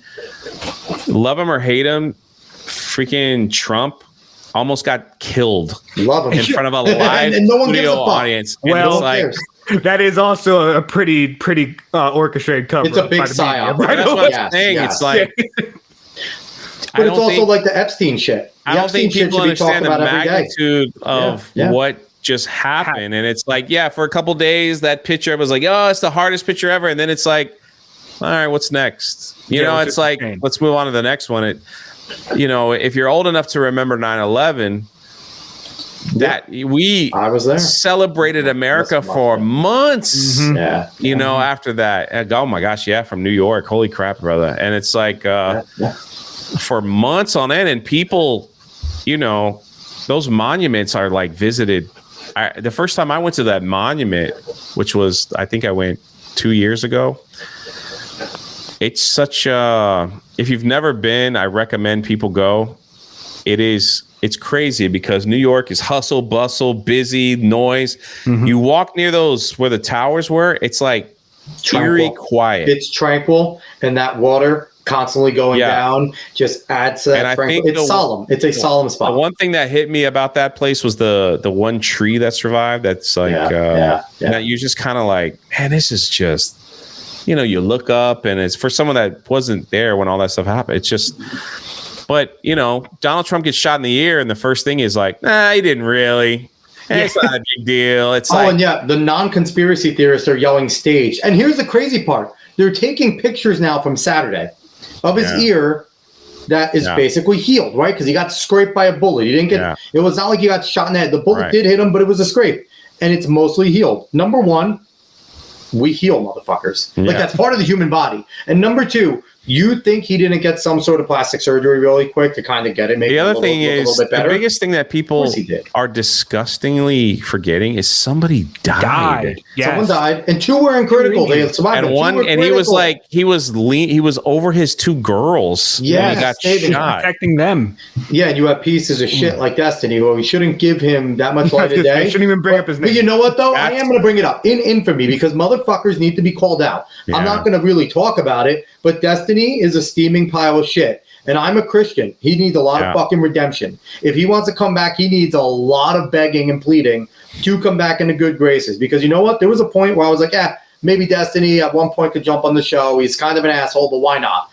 At this point, Destiny is not allowed. I don't care if anyone is peripheral friends with him we have on the show. Destiny can get fucked until he is actually apologetic for being a piece of shit. Well, and the thing the thing also is that I do feel like if you were to talk to a lot of people who aren't online a ton, they actually might still like talk about the Trump assassination a whole lot more than we see what's happening online. Online moves really quickly, especially with everything going on. We had a sitting president drop out of a race because of his age, but not drop the presidency, which is really weird. All of a sudden, Kamala Harris is apparently cool and not cringe, which is really weird. Yeah, which is that really weird picture of fucking Time where she's on top of the coconut with a giant head, and she's that is the weirdest picture to try and promote her. It's such a crazy. So online is a crazy space, but when you step back and you talk to people who aren't on it a lot, those people are still like, we almost had a former president, someone running to be president again. almost get assassinated. So I say all that to tell you this. You're exactly right. Yes. I say all this to tell you this, that those people will have no idea what happened with Mr. Beast. Yeah. Yes.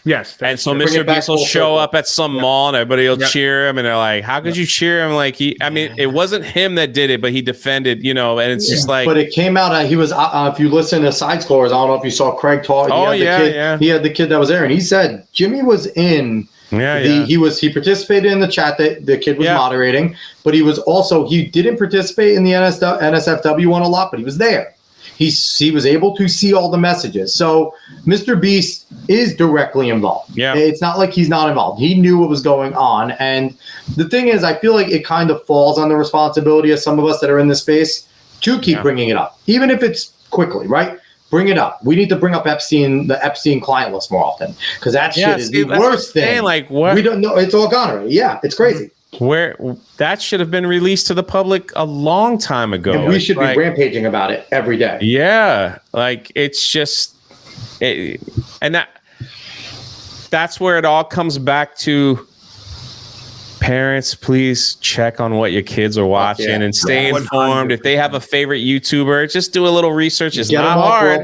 Get them off Roblox. End that fucking thing. Oh, dude, Roblox is a predator breeding ground. And it's crazy. We survived AOL chat rooms, and they were bad. But it's like, it's worse now. It's terrible. Yeah, I agree.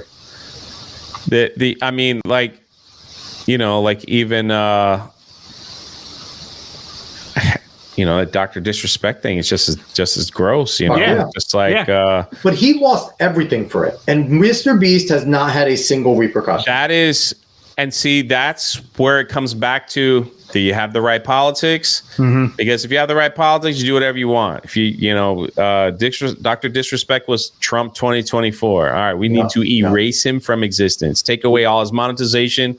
Take it all away. Just he'll be done. Get him out. Chris Tyson has both acts were terrible. Like, don't talk to kids. Like, that's the bottom line. Just don't talk to kids. But the Chris Tyson stuff, if there was a scale, is worse because there was pictures and some of the graphic Discord stuff that was shared and it's, of course, we didn't see what Dr. Disrespect said, like those chat groups, so I can't say that, but it's just like there's headlines for him saying, "Oh, it's attack on trans," and all. You're just like, "What?" That's such a bullshit, and it's such a cop out. And like you said, it's the right type of person versus the wrong type of person. Yeah, and it's terrible that's where we are as a society right now. And again, I think it just comes back to make sure the people you love. Just check on what they like watching and just just be involved in the people that you love just a little bit. Just make sure, I think one of the most heartbreaking videos that I ever see online, and I hate watching them, I hate it, is I think Libs of TikTok or someone posts them every now and then. It's like they show these beautiful women and they get indoctrinated, and in 2 years they're bald and fat and leftism. Not even one. They've got tattoos all over their face, and it's holy crap! Did not one person reach out to them and be like, "Hey," And you want to ask them, "What's your relationship with your father?" Honestly, it's my first fucking question. It's wild. What's your relationship with your father? Not even to be a joke. It's wild to see this transformation and then it's just people they're miserable. And I always go down to my thought process is these people on the certain progressive left, people on the right, mostly conservatives, just want to be left alone, want a good cup of coffee, want a fun show, want to read some comic books, maybe read a nice book, maybe shoot some guns, maybe fish a little bit, cook on the grill. And that's usually our lives, right? Basically. The lefts are every day they got to wake up and they got to find some dragon to slay, So and when I say dragon, I say some make-believe outrage that doesn't exist. And they think that creating a hashtag and getting it viral is, we did it, The funniest thing ever. Oh, man, you got me started. The funniest thing ever. Keep it going. I'm going to respect your channel. No, go for it. There is no fucking respect. Let's go. We don't respect our own channel. These retarded college kids that started protesting for Palestine on the college campus. Yep. And they would come out and they'd go, all right, we got a list of demands for our protests. We don't want the school involved in Israel. We need food here. We need some water. Maybe some blankets, some pillows, some new tent. The demands were like, can you build us an apartment, pretty much? Yeah. And then it's like the schools come out and go, you can leave whenever you want. Yeah.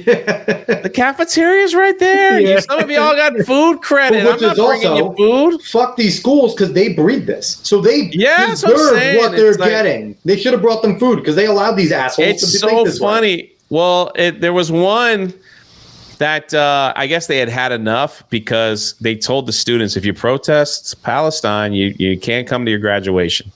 If you do this protest and don't go to class, you can't come to graduation. They're like, no, we're saving the world. We're gonna camp around the flagpole and bring us food.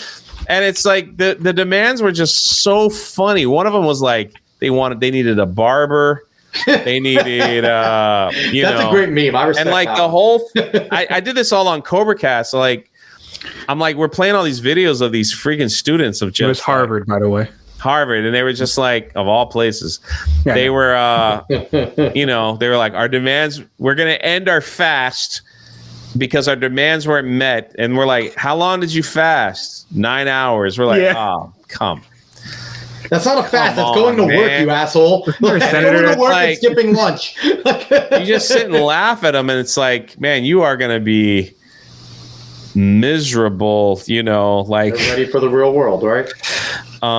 That's like that senator. Did you guys see that picture of the senator who did a water fast? Yeah. Oh my God. For 6 hours. He was out there like he was dying. He's dying, and they got they're checking his pulse and heart, and he's laying on the ground. Oh my goodness. That's when I wanted a bunch of Muslims to walk by and just be like, seriously? And then just keep going because they do it once a year. They fast from the sun up to the Christians sundown. Fast too. It's Christians do fast, but we're just bad at being Christian in the West. It is just. I sat there and I was like, you went 8 hours without drinking water, and you think you did something? Yeah, it's embarrassing. It was such an act. Yeah, it was such an. That picture is freaking hilarious, man. I gotta find it. I gotta find it because it just makes me laugh. Wait, Alex Stein put "Gay Cowboys for Kamala" was his new song. I love Alex Stein. Sorry about that. Just reading the chat here. That's fantastic. Here, hold on, I love Alex Stein. I gotta show it. This guy. Hold on. This guy went without. Yeah, imagine hanging out with him for a day. Oh my gosh, don't get me started. This guy gave up water for a few hours, and look at this. You found the most unflattering picture of that chick in the red and black, too. That's terrible for her. This is the picture that they put all over the place. He's got a rag on his neck. His tie's open. He's getting his pulse done. She's really wearing a mask, too. Is she wearing a mask over here? Yeah, she got a mask on. Oh, my God. I fucking hate when I see people wearing masks. I'm just saying, here's the thing. You're an elected official. You represent a certain county, whatever, to go in there and make change, not to stand outside the Capitol and go, I'm not going to drink water because nobody listens to me. And then take the most stupidest picture ever. I bet the homeless people that are around Washington, D.C. had a big spin of yarn watching that fiasco, what he wrote was, the thirst fast was so challenging because it was one of the hottest days in D.C. Oh, my goodness. It wasn't as hot as it was in Texas, but believe me when I tell you, it was difficult. So pathetic. The thing is, he is such a beta in every which way. It's terrible. Well, that's a part of the issue. It's a bunch of theater kids. A lot of the people that run for office are just theater kids. So they put all these theatrics on, but never actually get anything done. But that's also how to get people to vote for them because they're good at acting as if they're going to do something. No. They're not good at acting. It's just they're good at talking to the retards that vote for them to make them vote. Because if you believe that, you're a retard. There is just no other way to go about it. And you are definitely a product of the public schools that we've been complaining about. So yeah. But that's the thing. That's these certain people cater to this weird TikTok generation that thinks that they're actually doing something by camping around a tent pole and having a list of demands, and any demand or whatever you thought you did absolutely nothing. Exactly. Nothing changed, but you just looked like a retard. They felt good about themselves. They virtue signaled and they let everybody know they're good people. That's the thing. It's they're good people. You're bad. They think they're slaying a dragon. Yep. You know, and it's just it's crazy that white hetero cis dragon. What they breed, man. Yeah. It's pathetic. But overall, Jay, I want to thank you for coming on. This was I loved it, man. Absolute fucking blast. You're awesome. You're always welcome to jump on, and we are going to end on a high note because I want you to promote what you got coming up with Achromatic Chronicles Green, all the stuff you have coming up. Give us some more. Give us a rundown again of what's coming up in the future. So hopefully, in about 2 weeks, we will launch. Depending on where you live, it's either Achromatic or Achromatic Chronicles Green. And I'm looking forward to it. It'll be the first campaign launched with the Ripaverse and their new. Yes, we didn't get to talk about Ripasend. Yeah, Ripasend. And they have been a joy to work with. I mean, Eric's a friend of mine, of course, but they have been a joy to work with. And they're excited. And I'm excited, and we'll see what happens. You know, we'll see what happens. And then after that, I'll be in Chicago on the 15th at the Chicago Fan Expo with Gina Carano. Come say hi. I'll be in Toronto with Gina August 23rd to the 25th at that Fan Expo. If you're around there, come say hi. And then I'll do this campaign for a few months. And then after that, I'm gonna disappear and rest. And we really appreciate you coming on in all this hectic time. No, I love it, man. I love it. I know it's been hectic for you. You're getting ready. You're gearing up for all this stuff. And, you know what it is? It's not that I'm it's not that I'm really busy. It's like it's pockets of busy. Mm-hmm. So it's like, you know, from like 9 to 11, it's I need this, boom, boom, boom, do this. And then once it's done, you kind of like take a deep breath, go cut the grass, wash your car, because then the next phase will hit after you turn all that stuff in. And then you're like massively busy for 2 hours and you forget emails. And then it's like, all right, where am I again? So it's weird. It's a different type of busy, but I'm looking for, I want this thing to launch just so I can be done with it and I can get that into people's hands. Yep. So, you know, everyone do us a favor here. I'm going to share, go over to Drunk3PO's page. Hey, look at that. Hey, come on, man. Where's your dark mode at, dude? What are you doing? Listen. I am in there's no excuse. There's actually I'm in dark mode in almost everything else besides this. But overall, go over here. You're right over here, the subscribe button. I'm going to unsubscribe real quick just to show everybody what to do. Resubscribe. Click here. Boom. Click that subscribe button. Go over there. He's at 96.7K. Let's help get him over to 100K because he deserves it. And everybody, like we said, when you are, wanting to promote more, let us know as things are coming up. We want to make sure that we promote it even more and more.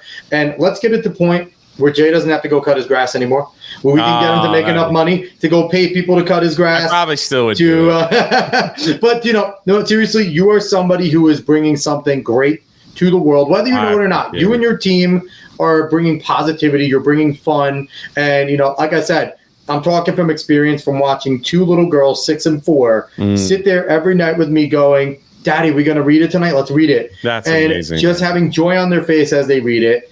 And when I told them, hey, there's another one coming out, they're like, yes. So it's like, it's fantastic. So, I appreciate you coming on. I loved hearing all the stories and getting a little inside stuff. Like that was a blast. Oh, I hope you have me back. You're welcome anytime. So, awesome. You kick the door in one day. If you see someone you like, shoot me a message and you could jump on and kick the door in and have some fun and talk to whoever the hell we have on here. I'd love that. Overall, thanks everyone for watching. We appreciate it. Everyone on YouTube, on X, on Facebook. We appreciate all of you. Anyone, all the new subs and people that are fans of Jay that maybe like us as well. I don't know why you like us, but we appreciate it if you do.